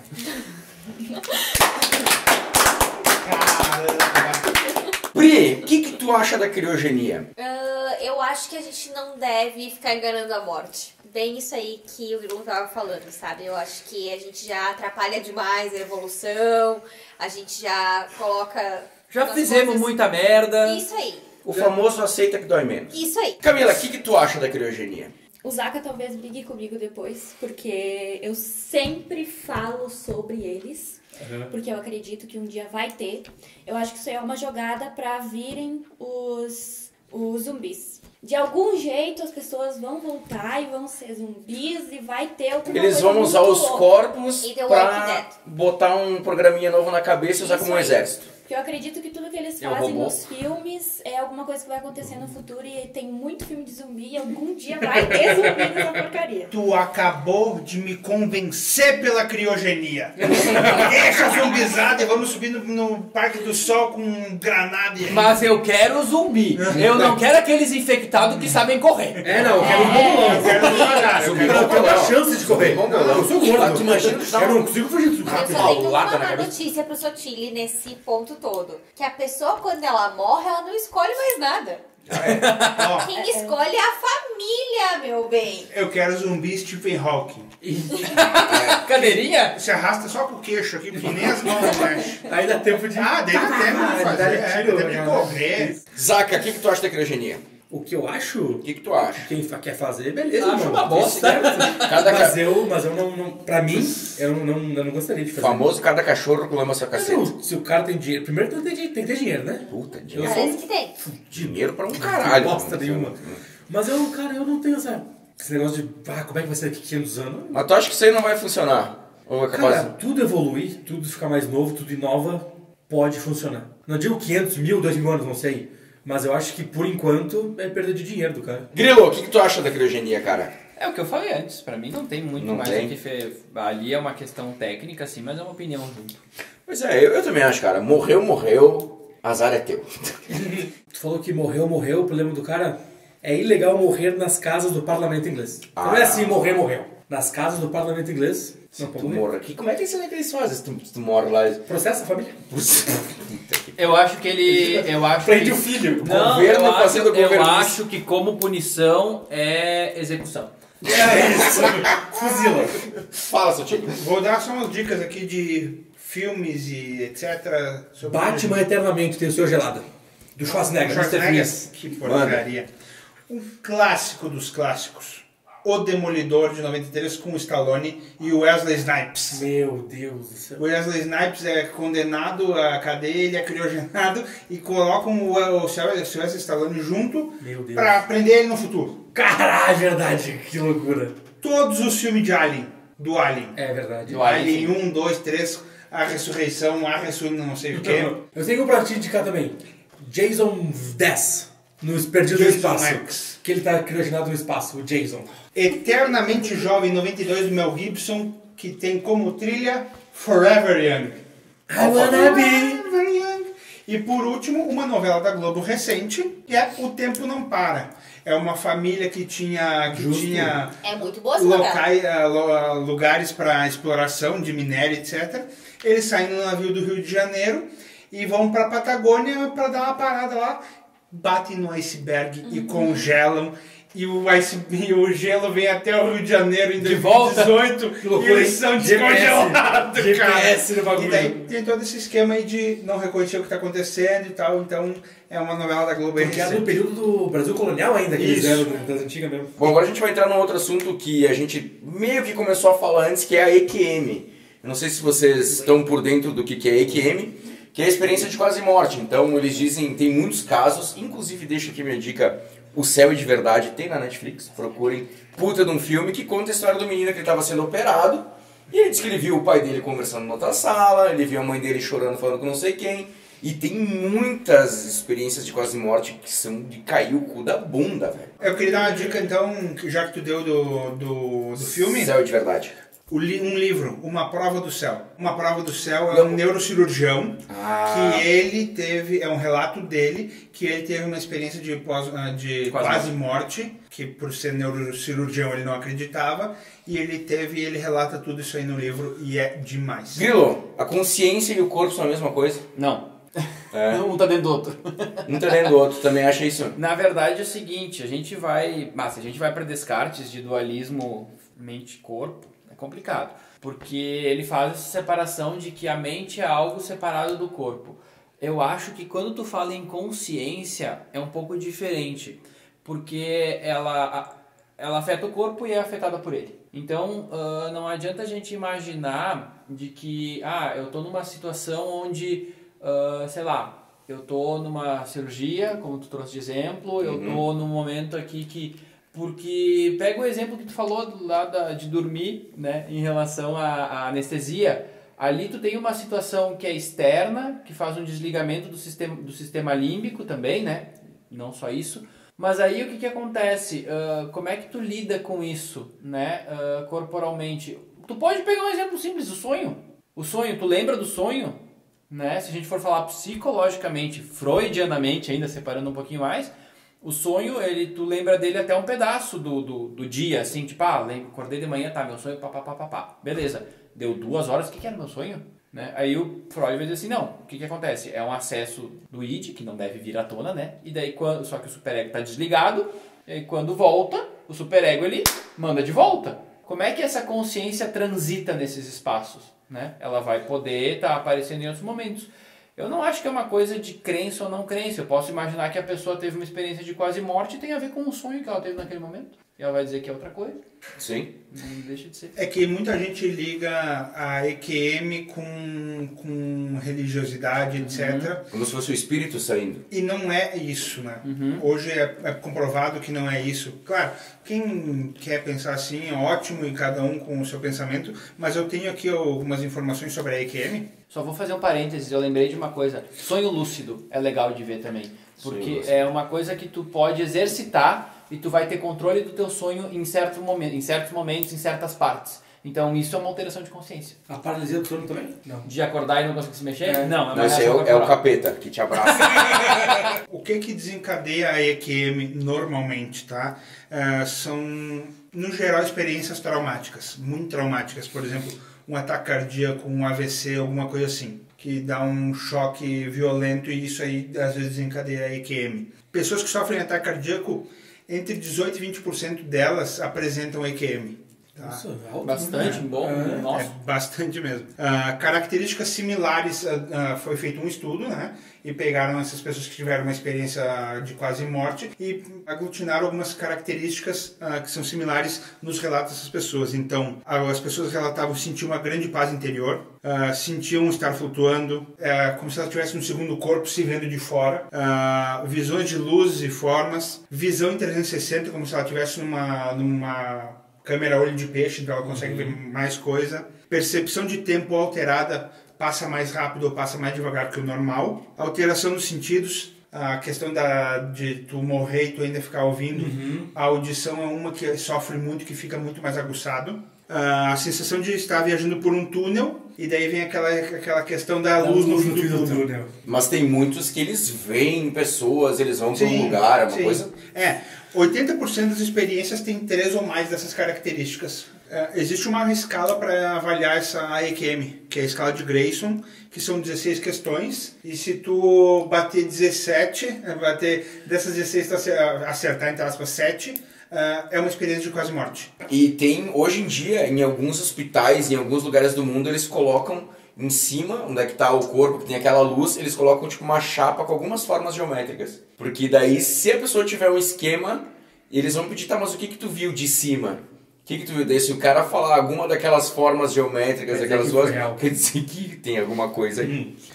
Então, que nem eu falei, algumas traumas assim desencadeiam isso.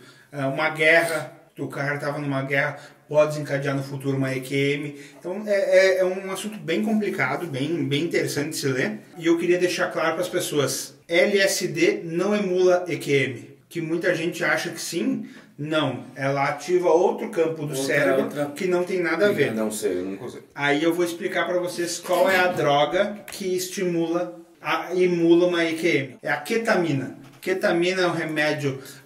ketamina não é um remédio. É um remédio. É um remédio para tratamento psiquiátrico, psicológico, certo? Certo. E ela tem um princípio ativo da ayahuasca, não é? É discutível.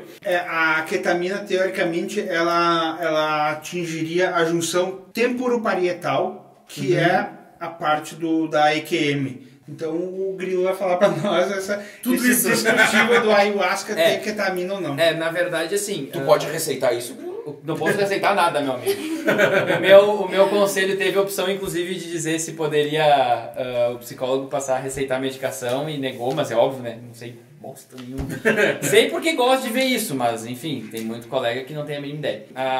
É cetamina, tá? No Brasil a gente normalmente chama de cetamina, só, mas é chatice. O que acontece? Tu tem muita coisa natural que tu não tem explicação. Tu não sabe o que tem lá dentro. Então, assim, hoje em dia a gente sabe que o nosso país ele é ponte de captura de material biológico para fazer teste, para fazer remédio, para fazer creme, para fazer tudo. Então, assim, quase todo país tropical, né, é usado porque tem uma flora muito mais intensa e com muito mais capacidade. Então, assim, pega um exemplo, açaí, que é super comida lá, que daí, né, mantém energia, blá blá. Isso é uma coisa que é extremamente útil. Então a ayahuasca é um desses. Já tive relatos de uso de ayahuasca que diz assim, olha, é punk, né? Usar ayahuasca não é fácil, tem que ter alguém para te acompanhar porque dá ruim, é fácil dar ruim. A bad vem legal.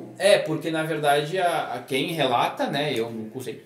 Quem relata diz que tá assim, tudo de pior de ti, de melhor de ti vai ser acessível. E aí eu brinco, não, às vezes eu acho que eu prefiro ficar com a minha máscara, né? Opa! Até eu tive relatos de pessoas que usaram. Elas falam que depende muito daquilo que tu tá mentalizando antes de chegar lá. O que tu espera ver lá? Ver entre aspas, né? Sim, sim. As pessoas que eu conversei diz que é revelador. As pessoas que me relataram, a Pri estava junto ouvindo, inclusive, falaram que um dos grandes problemas é a liberação de fluidos que acontece no local. Isso, diz que vem firme. Vem por tudo, só não sai pelas orelhas que não tem um caminho por ali. Nossa, nós falamos de velório e confusão, esqueci de falar que o pirata tá numa empreitada nova pra ser coveiro. Bacana isso aí, cara. Eu passei na frente da casa esses dias e ele tava gritando, eu vou enterrar esse pau no cu. Vamos dar uma aliviada no programa, então. Vamos falar sobre acidentes. Vamos falar sobre estupro. A gente fez uma enquete, 2 enquetes, inclusive. Inclusive, uma muito polêmica que eu vou falar. A irmã do Zaka falou que não acredita em vida após a morte. Ela votou que não. A vida após a morte, eu também votei que não. Que eu acho que vida após a morte é um termo que a gente usou errado. Pode ser. Eu acho que a gente usou errado. Se tu dissesse a vida eterna ou vida, enfim, com Deus, a gente acredita. Mas é após a morte. Mas é que a vida pós-morte seria a reencarnação. Eu lembro das Não. Eu acho que nós fizemos cagada. Bom, Ou na próxima coloca entre parênteses, explicando. Bom, de qualquer forma, deu 41 para sim e 59 para quem não acredita em vida. Então talvez alguns desse não era para sim. Pode ser. Fizemos cagada. Então foi votação recorde, cara. 3 milhões de pessoas votaram. Caraca, velho, batemos lá, chegamos. Não, é. Pô, que bacana. Não, Que legal, né? Parabéns, gurizada. Esse Muito obrigado, 41 obrigado. para 59 não é 41 para 59, é 13 de 41, como diz a Dilma, que dá. Bom, e a gente pediu também para as pessoas mandarem pra gente as músicas que seriam as suas últimas músicas. Que músicas que você botaria a tocar no seu velório que não poderia faltar. Então eu fiz uma lista aqui. Vamos começar aqui. A Daniela Dallagnol, a Tout Le Monde, do Megadeth. Rafael Erlo mandou pra gente The White Buffalo com Join the Murder. O Lucas Fogaça, nosso amigo, Highway to Hell, do ACDC. Puta merda, esse aí tá bem encaminhado, né? O Matheus Silva, que sempre participa aqui com a gente, mandou também a Tout Le Monde, do Megadeth, e Queen's Reach Silent Lucidity. O grande, que não pôde participar aqui com a gente hoje, Going Out in Style, do Dropkick Murphys. Rafael Basso. Aí, grande estilo, é Sim, boa grande mesmo, estilo, né? né? Rafael Basso mandou O Ciclo, da banda Uniclans. Pedro Sartor, que também não pôde estar aqui com a gente hoje, que está trabalhando, mandou The Clairvoyant, do Maiden. Ah, eu já tinha notado. Eu sabia que... Minha mãe acabou de me jogar um bilhete aqui, que nós estamos gravando aqui em casa, que nós não estamos no estúdio. E ela disse Alphaville Forever Young. Boa Boa música. A Nath, irmã do Zaka, mandou Coisa Linda, do Thiago York. E a Thalien mandou This Life, do Curtis Stigers, em parceria com The Forest Rangers. O Pirata, eu não sei porquê, mas é de uma banda chamada Village People Macho Man. Não, tô brincando. It's Raining Man, na verdade. Aleluia. Na verdade, o Pirata mandou Marcha Fúnebre, que daí é do Frédéric Chopin. Que inclusive, para quem é mais chato, que está escutando isso aqui, que é mais erudito, é a Sonata para Piano número 2 em Si bemol menor. Opus 35. E para não dizer que eu não ensinei nada nesse programa aqui, quando tu vê ali, por exemplo, Opus, no final de qualquer composição, de qualquer compositor, tu vai ver OP e um número. Esse OP é obra. Ele significa obra. Ou seja, por exemplo, a nona sinfonia do Beethoven, tu acha que é a nona composição dele? Não, é 125. Se tu vê lá no final, Opus 125. Então quando tu vê... É a nona que deu certo. É o índice catalográfico das obras. Então se tu pegar o número 1, tu vai ver a evolução de um coisa. Se tu pegar o Opus número 1 do Beethoven, a 125, tu vai ver a evolução dele. Agora eu quero saber, Sotile, qual música... E não me decepciona, né? Vai lá que eu tenho grandes expectativas nisso. A pessoa morre daqui para o outro plano, o que é? É uma viagem. Puta, tu veio. Voyage. Não, mentira. Nossa, eu já ia dizer.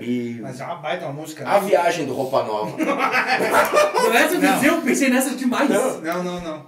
A música que eu gostaria, e que eu espero que assim seja, apesar de tudo de errado que eu faço nessa vida, é Knocking on the Heaven's Door. De quem? Do Zé Ramalho ou do Guns? Ou do Ou do Dylan? Bob Dylan. Pode ser as três em sequência. E começa eu ainda prefiro a do Guns. Bate No live na porta do céu. Camila, A minha tinha que ser Barões da Pisadinha. tu imagina todo mundo aqui, ó, no ritmo Na pisadinha, contagiante, né? rapaz. As fivelas lustradas. Fifi, E o chapéu tu na é cabeça. louco, rapaz. E tu, Zaca? Tu quer falar de verdade ou assim mesmo? Não. A de verdade é Noites Traiçoeiras, né? Música católica, muito bonita. Muito bom. Que sabe quem canta? Uma parceria incrível. Padre Márcio. Gustavo Lima e Whindersson Nunes. Padre Marcelo Rossi, O Fofão. famoso fofão da França Bariátrica, e Belo, logo depois que saiu da cadeia. Tu tá aí de brincadeira Eu comigo? juro por Deus, procura depois. Jesus. Que pra mim, já contando aqui, podia ser essa também, que é muito bonita. Tem outras também que cantam em todo o velório da minha família, que não é, tipo, é as pessoas cantando. Segura na mão de Deus e vai. Que assim eu começo a me chorar, me Mas tremo que é tudo. triste, né? Nossa, é uma depressão. Ué, mas na etapa, vai pra depressão, né? Já passa direto. direto. Verdade, talvez ajude. Mas eu fosse escolher uma música assim, It's My Life, do Bon Jovi. Bon Jovi. It's now or never. Grilo. Não, sabe o que eu gostaria, talvez? Não sei. Faroeste acabou, vai demorar pra Vai demorar pra só ficar mais tempo. Nossa, né? Pessoal ir Cara, embora. na hora que fechasse a tampa já tá fedendo. Eu fiquei achando aqui que na lista falta uma. Assim, na lista não, mas eu acho bem clássica do pessoal colocar é Starway to Heaven. Que é comprida também. Comprida O pra caramba. Fogaça botou Highway to Hell. Pois é. Não, é a competição, né? E tu, Grilo? Que Cara, música que tu gostaria? Eu acho bem difícil. Eu tinha pensado numa música agora ali, me fugiu, assim. Uma música que me lembra muito Morte, eu já falei pra ti, é Tarde Vazia. Não, que Tarde Vazia? Vida Passageira. Vida Passageira, do Ira, cara. Do Ira, é verdade. Porque aquela música, depois que a gente voltou do velório de Samuel, assim, ó, tocou no carro, sei lá, tocou em algum lugar, cara, e puta, aquilo doeu. Foi a última música que ele me pediu pra baixar antes dele morrer, isso muito tempo antes de morrer. Foi a última música que eu lembro que eu passei pra ele. Eu lembro que quando tu falou, eu pensei, puta, nossa. E aí eu sei que é uma música que, assim, eu ainda, de vez em quando, assim, ouço e é pesada, sabe? Eu não curto escutar. Eu gosto da música. O pior é isso. Eu gosto da música, mas dói, assim. Sabe que tem uma música que pra mim é assim também, que é Chimarrut Saber Voar. Essa música é triste pra Demais.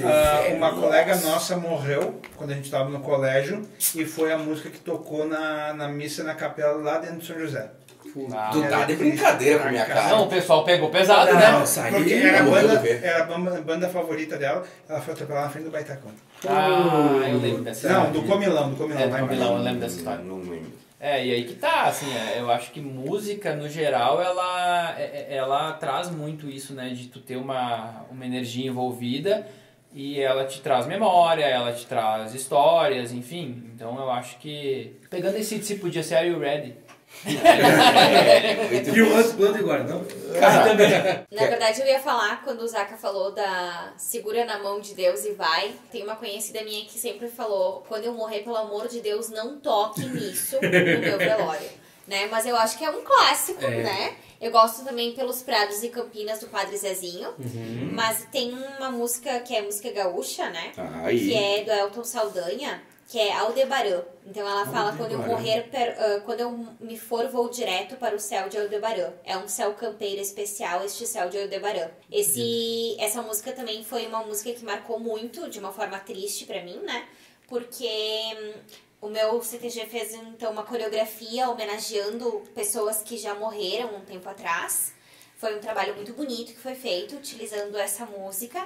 E isso foi apresentado em novembro no Enarte. Em dezembro faleceu um dançarino, um colega, amigo nosso de infância, assim, né? E ele era uma pessoa super jovem também.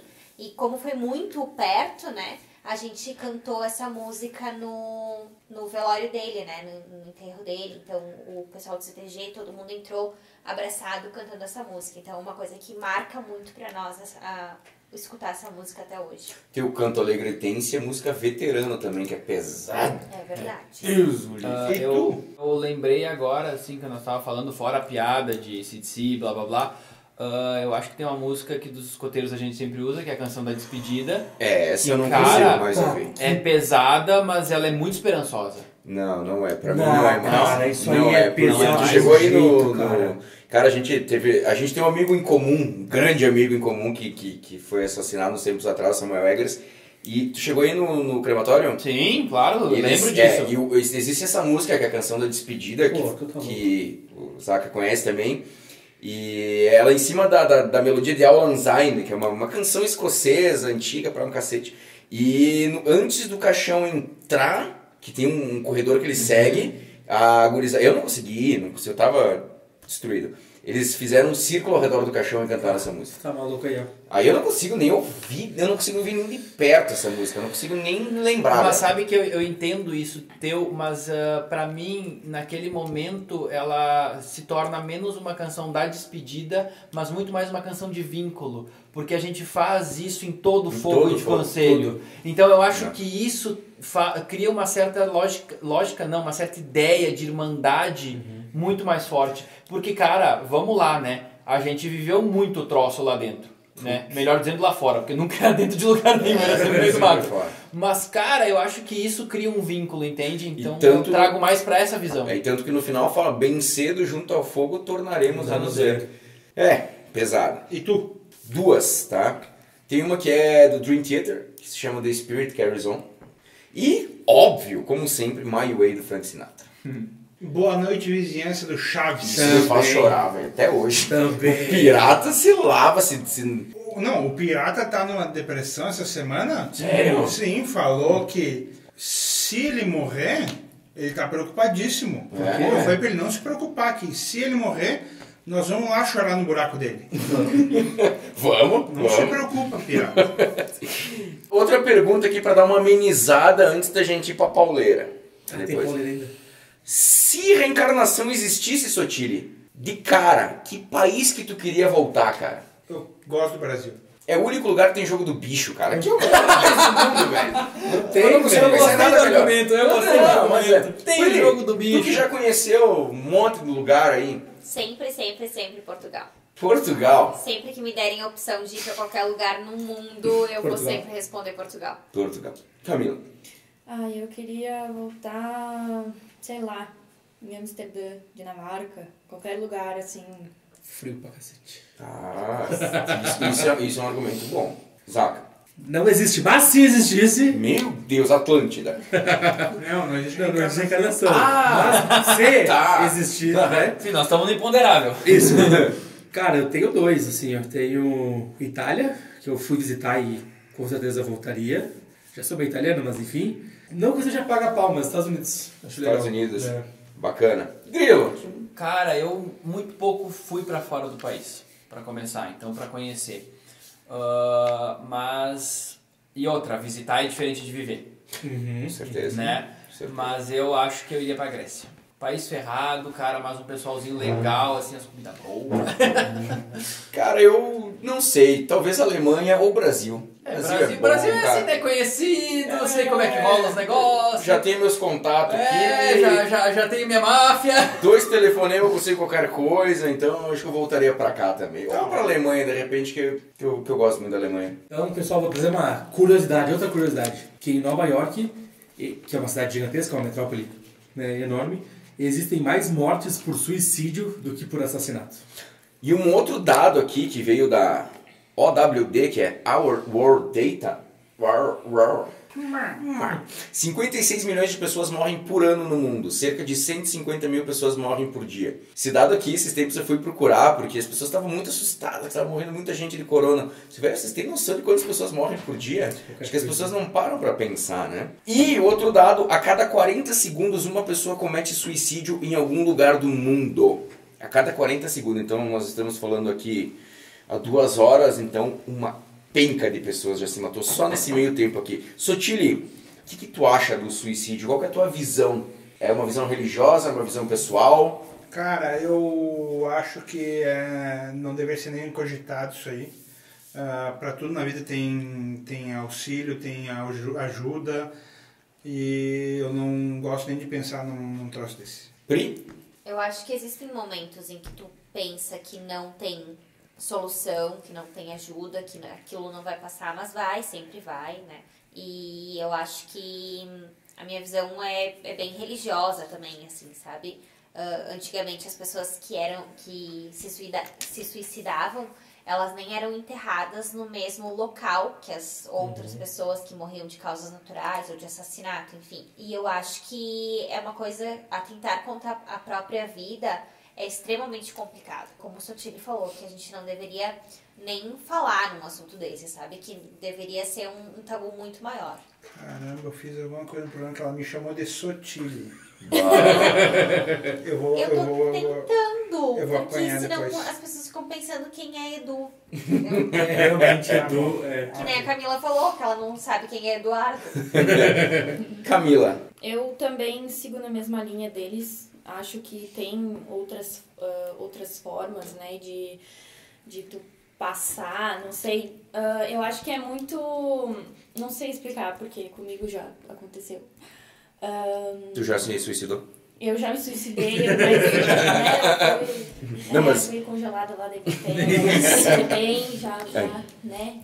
As pessoas têm que pensar em suicídio ou pensar nas pessoas que têm depressão, nas pessoas que têm algum problema, não um problema, alguma doença, né? Ansiedade, síndrome do pânico, seja ela qual for. E tratar isso de uma forma mais... Trazer mais como uma preocupação. É difícil pra mim falar sobre isso, porque é bem complicado. Eu acho que tem muita gente que fala, porque isso é falta do que fazer, mas não é. Não é mesmo. As pessoas têm que ter uma preocupação maior, procurar ajuda e tal. Zaca. Cara, eu acho que... Eu falo por mim, tá? Eu sou uma pessoa que gosta muito da minha vida, enfim. E pra pessoa chegar a esse ponto de pensar em tirar a sua própria vida, é que tem algo muito errado com ela. Não digo na questão errado, ela estar errada. É uma coisa muito grave está acontecendo com ela, tá? Uma situação realmente muito difícil, que precisa de ajuda. E o pessoal tem que entender que tem que procurar ajuda. Nunca é normal pensar nessa saída. Agora, falando um pouco do lado religioso, antigamente, como a Pri falou, quem cometeu o suicídio não era no mesmo cemitério, enfim. E tinha muito disso na religião católica. Meu pai fala que antigamente tinha muito disso, tá? Agora, falando como minha religião, tá? Eu não penso que Deus, sabendo da dificuldade daquela pessoa, do que ela passou, do que ela enfrentou, do que aconteceu com ela, vai deixar de receber ela por causa disso, que ela se matou. Eu acho que ele é muito misericordioso pra, enfim, deixar que uma pessoa tenha feito isso não entrar na vida eterna, enfim. Mas eu acho que é um problema. As pessoas têm que procurar ajuda. E quem tá perto tem que ajudar. Eu acho que não é justo com quem fica, principalmente. Porque quem fica sofre muito mais. Tu tem um problema que tu tem um problema que pra ti é muito sério. Para outras pessoas, se tu falar, pode se tornar muito sério. Elas podem querer te ajudar muito mais do que estão te ajudando. Se tu não falar, fica bem complicado. Fica ruim da gente notar às vezes de fora. Sim, sim. Né? Então, não é justo com as outras pessoas. Nem contigo. Mas com as outras pessoas é muito pior, porque elas ficam e tu não. Eu posso estar errada, até o Grilo vai falar melhor sobre isso, né? Mas eu acho que ainda existe muito tabu, que nem a Camila falou, né? Que as pessoas te dizem muito, isso é falta de uma pia cheia de louça suja pra lavar. E não é, e as pessoas pensam realmente dessa forma, sabe? Isso vai passar, se anima, sai da cama. É bobagem. É bobagem da tua cabeça, sabe? E não é assim. Né? As pessoas querem se ajudar às vezes e elas não têm forças para fazer isso, né? Então eu acho que isso influencia muito nessa questão do suicídio, né? Que às vezes a escuta que tu tem é uma escuta que mais te atrapalha do que te auxilia nesse sentido, né? É uma escuta que não te ouve. É isso aí. Sabe que eu nunca tinha visto nem de perto, apesar de ter visto muitas mortes, nunca tinha acontecido suicídio perto, até que o meu melhor amigo se matou. O Gueno. Cara, vou dizer que eu não esperava, só que ele deu muito sinal. Ele dava muito sinal, abertamente ele postava, nossa, para com essa putaria, que tu vai te matar, véio. Tu tem medo até de agulha, tu vai te matar. E a gurizada foi levando por esse lado, e nós, volta e meia, não, mas vamos conversar, vamos tomar uma bira. Nós ia tomar uma bira, ele se acalmava. E um dia minha mãe me acordou. Só deu o aviso. Como que eu lidei com isso, Grilo? Eu fiquei pensando, cara, realmente, não vou ficar trazendo aqui os problemas que aconteciam com ele, com as coisas que aconteciam, porque não cabe. Mas eu vi assim, ele não era feliz de maneira nenhuma aqui. Ele não conseguia achar felicidade. Sabe, ele tinha os momentos felizes com os amigos, a gente era feliz pra caralho, a gente aprontou pra caralho. Só que, cara, como é que eu pensei? A gente não conseguiu ajudar ele, ele se fechou no final, decidido a se matar, ele se excluiu, depois de um mês que ninguém conseguia falar com ele se matou. E como é que eu lidei, cara? Eu pensei assim, cara, ele não era feliz aqui, ele se matou, foi uma escolha dele, ele escolheu morrer. Então só me cabe respeitar e esperar que ele esteja em um lugar melhor, que ele tenha encontrado um pouco de paz e felicidade que ele não tinha jeito de encontrar aqui, sabe? Foi o jeito que eu encontrei de lidar com o suicídio. Perfeito. Eu vejo como uma escolha pessoal. O cara se matar, vai sobrar gente aqui. Vai, mas se o cara morrer de câncer também vai. Se o cara morrer atropelado, sempre vai ficar alguém. Então eu vejo como um lado assim, é uma escolha pessoal. E eu respeito a escolha pessoal. Claro, o que a gente puder fazer, sempre vai fazer. Eu vou fazer algumas ressalvas, tá? Porque eu vou ser o cara chato agora. Tá? Por favor. Porque assim, eu acho que tem algumas coisas que tem que ser colocadas. Suicídio tem que ser falado, porque o suicídio é muito tabu, sim. E ele tem que ser falado, ele não... Assim, tem uma treta enorme em se noticiar suicídio ou não. Porque se tu noticia muito, ele normatiza. É algo comum, é algo banal. E aí tu tem um problema. Tipo, assim como a gente trata... Hoje o valor da vida ele é muito menor. Pode saber que o valor de uma vida é muito menor do que já foi. Então, isso faz com que as pessoas olhem e digam, tá, se matou um ontem, se matou um outro, cometeu suicídio lá, não sei o que. Assim como teve uma bala perdida, um assassinato, um assalto que foi que o cara praticou o crime depois de assassinato. Isso é um problema. Outra coisa que é importante falar é que existe um sofrimento, com certeza existe. Isso não quer dizer que existe uma depressão. Depressão não necessariamente leva a um suicídio. Uma doença psicológica, psiquiátrica não necessariamente leva a um suicídio. Às vezes, inclusive, tu olha e não tem nada demais e tá tudo bem e a pessoa resolve. E tem alguns sinais e sintomas assim na semana, né? Não é algo assim tão espaçado.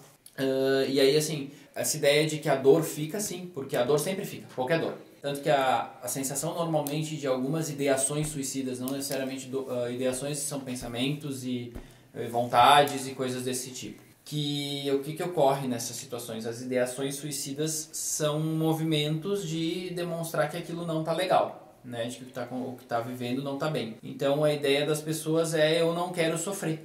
Essa é a ideia, eu não quero sofrer. E aí muitas vezes então eu vou acabar com o sofrimento. E a única forma de acabar com o sofrimento é acabando com a vida. Isso não é um pensamento padrão, nem nada disso, Sim. É só uma forma de ver. Tem algumas coisas que eu acho importante trazer, o seguinte, assim, que, bom, um dos primeiros livros que tem sobre suicídio é do Durkheim, para vocês terem uma ideia, tá? E ele fala em 3 tipos de suicídio em relação social, que é o suicídio egoísta, que ele fala que o ego individual fala muito mais alto que o social, que a pessoa não sente razão para viver. Aí tu tem o suicídio altruísta, que o ego social é mais alto que o ego individual, e a gente fala de kamikazes, por exemplo, porque eles têm um motivo, eles têm uma motivação que é: estou jogando meu aviãozinho aqui contra Pearl Harbor para que o meu país consiga algo melhor. Né? Então, eu não me importo de morrer para um bem para maior. a função. Homem-bomba. Também sim, mesma coisa. Ainda tem um porém, porque se a gente for falar de homens-bombas relacionados ao islamismo, existe uma promessa pós-morte. 70 virgens. Não só. Também? Tem também, mas assim, muitas vezes a gente brinca com isso pela questão sexual. Sim. Mas... tem uma promessa. Tem muito mais uma promessa religiosa, que é muito mais importante. Tomara que seja 80 travesti.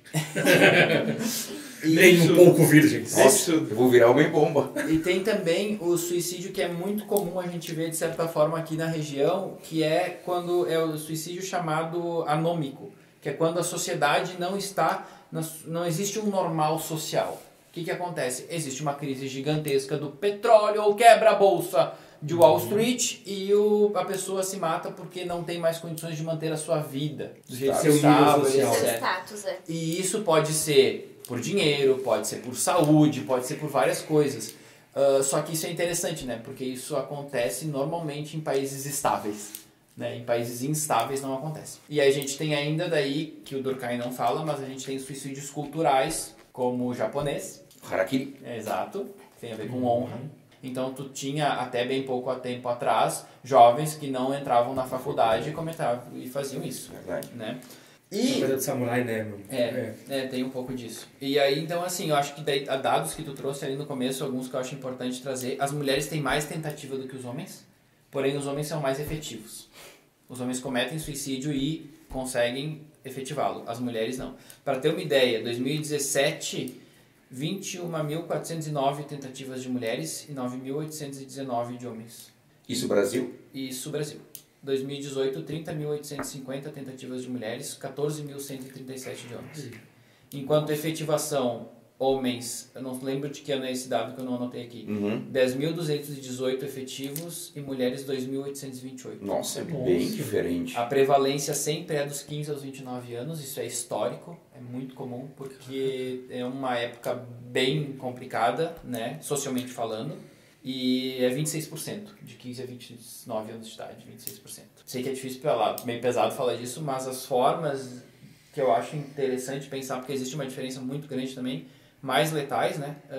É o enforcamento, tanto por homens quanto por mulheres. E o segundo é veneno, mas o veneno é 12% dos homens e 28% das mulheres. É muito maior o envenenamento feminino. Seja por medicação, seja por envenenamento. E por arma de fogo, 11,3 os homens e 4,6 as mulheres. E eu acho importante, desculpa cortar, mas eu acho assim, 2 coisas ainda que eu quero falar, que tem ainda o afogamento, que muitas vezes disseram que era impossível. Tu tá brincando, velho. Acontece. E tem uma situação que aconteceu em 1963 com um monge no Vietnã, quando ainda era Vietnã do Sul e do Norte, que o cara cometeu autoimolação, que é atear fogo ao próprio corpo. E tem vídeo disso. Tem a foto, a capa do Rage Against the Machine, do primeiro CD, é isso. A foto eu acho que é um Pulitzer, não? É um Pulitzer. É isso, né? Cara, e o cara... E ele não se mexeu, não, velho. Não se mexeu, cara. Cara, isso pra mim é assustador. Porra, o cara- E aquele é um tipo de suicídio altruísta. Altruísta, sim. Sim. É, Porque é. ele tá preocupado com o social. E tem Sim. uma situação de Uma loucura. suicídio que tá aumentando o número, que é o suicídio velado. Como é que é o suicídio velado no trânsito? O cara comete um acidente. Ah, foi um acidente. Joga em cima de um caminhão. Teve situações Conheço uma história. de pessoas que boicotaram o próprio carro. E ainda tem o coletivo, né? Sim, Esse sim. retardado... Sim, Jonestown. mas O último o- foi do Jonestown. Mas o grande, coletivo, ele é meio... Ele não entra nessa ordem aqui. Não? Não, ele não entra nessa ordem porque daí ele tem uma questão muito mais social, tem comportamento de manada, né? Tem muita coisa aí envolvida. E Então, algumas a gente, pessoas foram forçadas, né? É. então não tem como tu botar na mesma linha desse aqui. Só falando sobre esse assunto que é uma merda, mas enfim, minha irmã tá morando em Vila Velha, do lado de Vitória, e lá Vila Velha é uma ilha ligada a Vitória, ou ao contrário. Acho que Vitória é uma ilha ligada a Vila Velha, por pontes. E tem a ponte mais nova, que é a terceira ponte que eles chamam. E cara, toda semana tá fechada a ponte por tentativa, pessoas se jogarem lá de cima, ou sucesso. Efetivação. de- Chama de efetivação. Isso. Tipo, diz ela que quando tu passa tem só o chinelo, porque a pessoa tira o chinelo e... A Golden Gate em São Francisco é... O viaduto do chá era o lugar de suicídio clássico dos barões da época, em 1930, por aí. O viaduto do chá. Onde é que fica esse jogo? No São Paulo. São Paulo. Bem pertinho do teatro municipal. Última, pra sim. encerrar, é Sim. aquela floresta no Japão também, né? Sim. Floresta dos Suicidas, pode crer. Barbaridade. Antes da gente ir pro último tópico, vamos dar mais uma brincada aqui, gurizada. Sotile, se tu pudesse trazer alguém de volta do mundo dos mortos que não seja da família, porque daí fica muito complicado. Algum famoso, quem que tu traria? É difícil, né? É pra caralho, tu pensando Ah, que o difícil, tiltado, eu tô velho. pensando. Eu vou... Como não, Michael Jackson? Não Sotile? é. Mas como não? Eu duvido. Não. Ele tá vivo. Ah, é verdade. Que nem o Hitler, né? Que nem o... Que Na nem o Argentina. não, que nem o Elvis. Eu traria de volta... Ah, eu ia falar o Elvis. Mas não, eu vou trazer... Não, eu vou trazer de volta o Fred Mercury, sim. O Fred Mercury, cara. Passou Perfeito. pela minha cabeça. Tem o resto todo do Queen vivo, é só se juntarem. Né? E é muito melhor que o Adam Lambert. Dá pra trocar pela Dan Lambert? Vai ganhar uma grana. Tá tranquilo, né? Não, digo, mandar no Lambert. troca um por um. Ah, sim, faz um... Fazer um match. Toca me vai. Eu não tenho a menor ideia. Mentira. São pessoas que provavelmente as pessoas não conhecem. Pode ser. Alguém vai conhecer. Pô, eu traria de volta a Zilda Arns. Você sabe quem é? Zilda Arnes, eu já Não, mas Ela legal. era pastoral da criança. Ela morreu naquele... Foi um terremoto? que Foi teve? alguma coisa assim. Que ela tava é fora verdade. de outro país. Foi aquela missão de paz no No Haiti. Haiti, talvez No fosse. Haiti. No Haiti, Talvez acho que é. foi. Boa. que Aí, deu ó, um- viu? Sensacional. Eu traria ou um tradicionalista que eu acho que era o meu grande exemplo, assim, que era Ciro Dutra Ferreira, um dos fundadores do tradicionalismo gaúcho organizado. Um dos 7. Um dos 8. Um dos Sete oito. é Um dos 8. Um dos 8? Um dos 8. Viu? Acertei. No céu. Acertou na segunda, tá Cala a valendo. boca. Camila. Eu acho que a Amy Winehouse tentaria dar uma ajudada, assim, pra ela. Foda demais.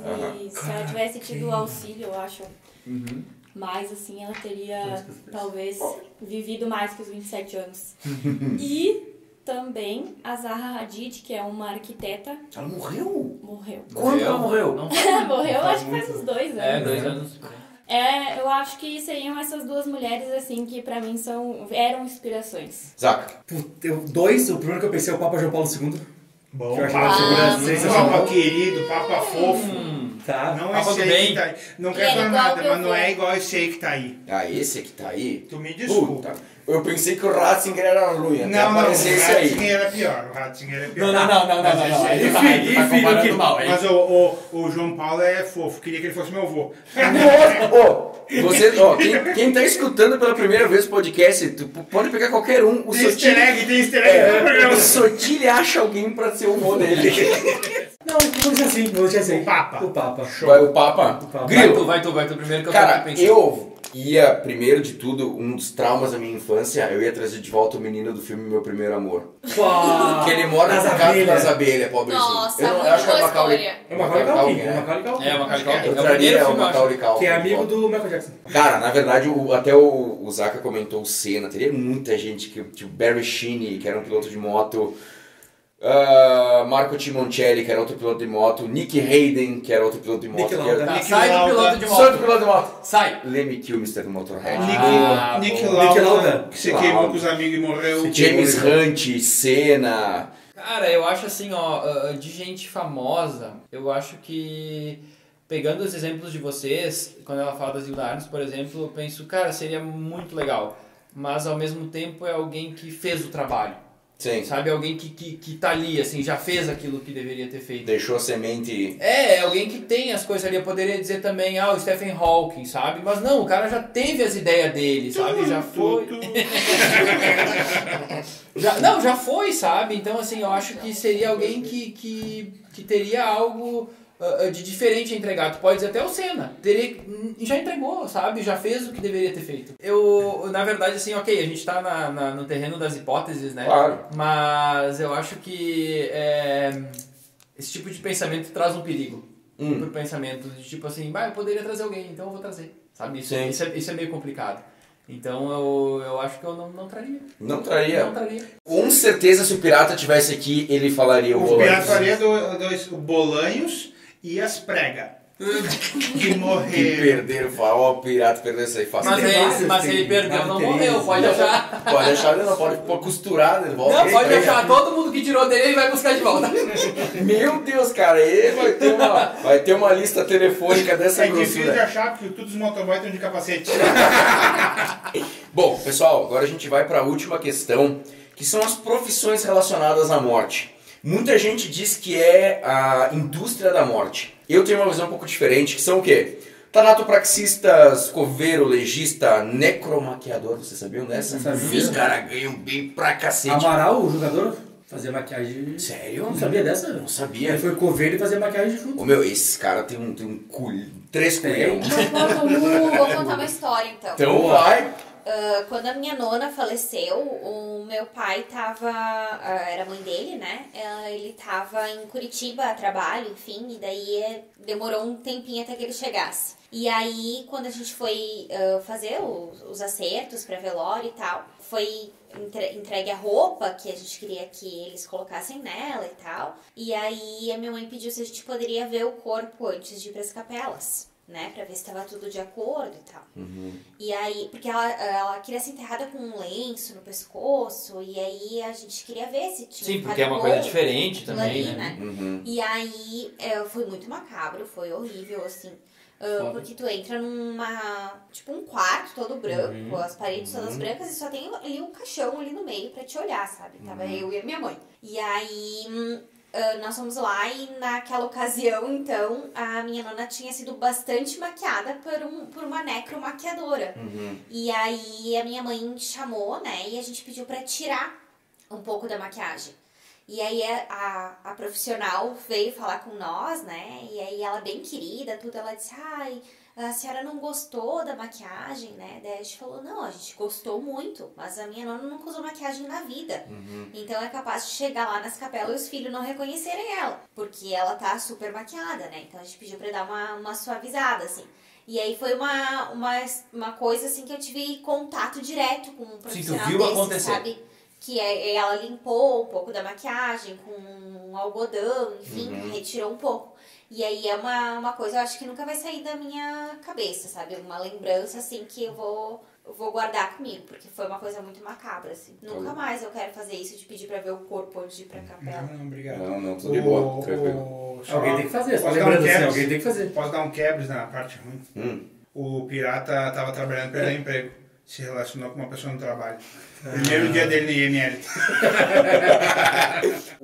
Muita gente fala que a indústria da morte, cara, mas pensa bem, cara, pra mim é a indústria da vida, velho. Cara, tu imagina se tu tivesse que lidar com o corpo, preparar. Cara, ali já tem um cara que prepara, que manda pra capela, o cara que pega o caixão de um lado, leva pra outro, o cara que queima, tem o cara que prepara o morto, tem o cara que né, tem o churrasqueiro, o cara da crematória, desculpa, sabe, eu acho que é uma coisa, inclusive, sabe quanto que movimenta por ano isso? 7 bilhões no Brasil.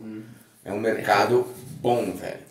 Tem as carpideiras também, né? Que tu não deve ter colocado aí, mas que a gente já falou no programa anteriormente. Também, mas isso existe ainda? Existe. Tipo... No Nordeste é muito comum. Sério? Sério. É verdade. E outra, vai pra velório no interior daqui. Não precisa ser longe. Daqui. Tem janta.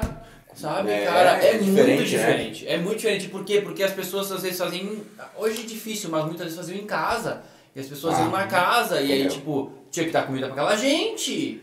Cara, era muito louco. Tem uma piada que diz assim, ó. O velho tá lá todo ferrado, né?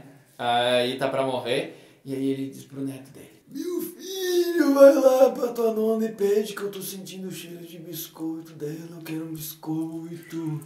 Aí o neto: tá bom. Aí vai lá o neto na avó e volta: meu filho, por que tu não trouxe o biscoito? A avó diz que é só pro velório.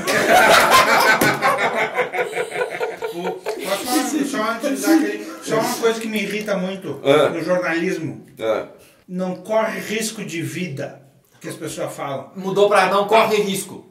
Não, alguns falam não corre risco de morte, mas alguns ainda falam não corre risco de vida. Que pena, morreu então, né? Só falando agora vocês falaram de velórios e indústria e tal. Existe uma tribo na Índia onde o nascimento dos bebês é celebrado como uma espécie de velório e a morte das pessoas é um grande dia de festa. Olha ali, que loucura. Que bela lição, hein? Cara, e, por exemplo, tem 2 documentários que eu quero deixar e, cara, assistam, que é bom, não é pesado, é tranquilo. Thanatos, O Olhar de Quem Vive da Morte, e um outro, é tudo de 20 minutinhos, e o outro é Operários da Morte. Os caras às vezes falam, quando eu falo, eu nem falo que eu sou médico, legista, assim, coveiro, porque se eu falo, as pessoas já saem de perto de mim. Ainda tem um tabu fudido nisso aí, cara. E tem outra, né? A pessoa que trabalha com isso, trabalha com isso. Sim. Dane-se, entendeu? É comum que a gente banalize aquilo que a gente vê todo dia. É muito comum. Sim. Então, tipo, pra ele é um corpo, assim como pra, sei lá, pra alguém é uma peça da Arandon. Tem um cara lá em Canela, onde meus avós faleceram, que é sempre o único cara que faz isso na cidade. Isso que é. Isso de trabalhar com isso é interessante, né? Só tem um cara. Fui ver o corpo do meu tio antes de enterrar e tal. Aí eu falei, cheio de canto assim. Tu não tem medo? Sei lá, esse cara. Ele falou, cara, eu tenho medo dos vivos. Do morto que eu tô acostumado aqui, tá tudo certo. Nunca reclamar. Nunca reclamaram do trabalho. Levei ele no carro picando a tela no cemitério, não falou nada. Deu um pio. Todo esse assunto de indústria da morte, não sei o que, me dá vontade de voltar a fazer o que eu fazia antes de ser engenheiro e tal. O que tu fazia? Comia cu de curioso, vai! Cara, eu só quero deixar um pedido aqui. Se tu estiver escutando isso aqui e tu for, ou tu conhecer algum médico legista, manda aqui pra gente que a gente quer entrevistar você ou a pessoa que você conhece, por favor. Chegamos no final de mais um episódio. E antes de fechar a tampa do caixão, eu vou passar a palavra para as últimas palavras, que não são palavras finais, né? Mas pro meu amigo Sotile. Eu gostaria de agradecer a presença de todo mundo, da Pri, da Camila, do Grilo. Foi interessante, foi esclarecedor, foi muito bom, mas não me deu vontade nenhuma de morrer, já deixo claro isso aqui. Me sigam nas redes sociais do Sotile. Aguardem nosso projeto de comédia ao meio do Zaca. 2 gordos num palco, vai ser massa. Um em cada lado para equilibrar? O gordo e o gordo? O gordo e o gordo. Muito obrigado. Duplo de peso. Valeu, gurizada. Bom, eu agradeço mais uma vez o convite para estar aqui junto com vocês. Espero que eu tenha podido contribuir um pouco com as minhas histórias, porque nesse assunto eu não sou técnica, né? Nunca morri. Os outros, nunca morri, não aconteceu nada. Mas sempre que eu puder, contem comigo. Que inclusive chegou reclamando que não é bancada nunca, né? Sempre convidada. É verdade, isso aí eu tô bem indignada, porque eu acho que eu já deveria ter um lugar na bancada. Acho que nós temos que iniciar aí. Pode ser. Eu Mas acho que eu não quero mais. Camila, suas palavras finais, por favor. Quero agradecer também o convite. Espero ser chamada outras vezes. Por um assunto- Talvez para alguns assuntos menos perturbadores. Porque eu pensei, eu acho que umas 5 vezes antes de vir aqui para falar sobre isso. E também me sigam nas redes sociais, né? A rede social do meu negócio, que é Nasa Studio Arc. E também o meu pessoal, Kamehame. Posto algumas coisinhas de skincare, bem blogueirinha, eu tô brincando. Mas quero agradecer muito, né, pelo convite. Então é isso, galera. Obrigado a todos que participaram hoje. Você que está nos ouvindo nesta manhã, tarde e noite. É isso. Me sigam nas redes sociais. Zaka Tegner. Eu tenho um sonho que o Sotile já alcançou, no qual eu quero alcançar, de ser um modelo plus size e digital influencer. E você que está ouvindo do além ou que está morto, comenta aí. Comenta aí que a gente quer saber se a gente Como está aí? se a gente está chegando em outros lugares aí. Mandem dicas de nome pro nosso espetáculo de comédia Meio do Zaco. Isso, por favor. Graças. Obrigado pelo convite de falar. Eu sei que se for chamado vai ser para uns assuntos tensos, não adianta. A gente escolhe o que a gente faz da vida e não tem problema nenhum. Acho importante reforçar, como a gente falou, de situações bem complicadas. Se estiver sofrendo com ideações de morte, com pessoas que morreram, procurem ajuda. Se não souberem a quem procurar, podem me procurar no Instagram, Giovanni Grillo. Eu vou poder auxiliar naquilo que for possível. Não tem problema, às vezes não é com psicólogo, às vezes tem outras saídas, mas procure ajuda. CVV, tem um monte de linha aí, por favor, pessoal. Tem nosso telefone, nossas redes sociais. Chama que nós conversamos. Eu só tenho a agradecer vocês pela presença, ilustre presença até altas horas da noite. Agradecer também a sua audiência que ouviu a gente até aqui, apoiadores CT Pisos, Nema Transporte e Comércio, Start Invest Brasil e os amigos da banda Passem Certo, já comi o baterista. Você encontra a gente no Deezer, Spotify, YouTube, Castbox, Apple Podcasts, Google Podcasts, Twitch. Um abraço e até a próxima. Meow.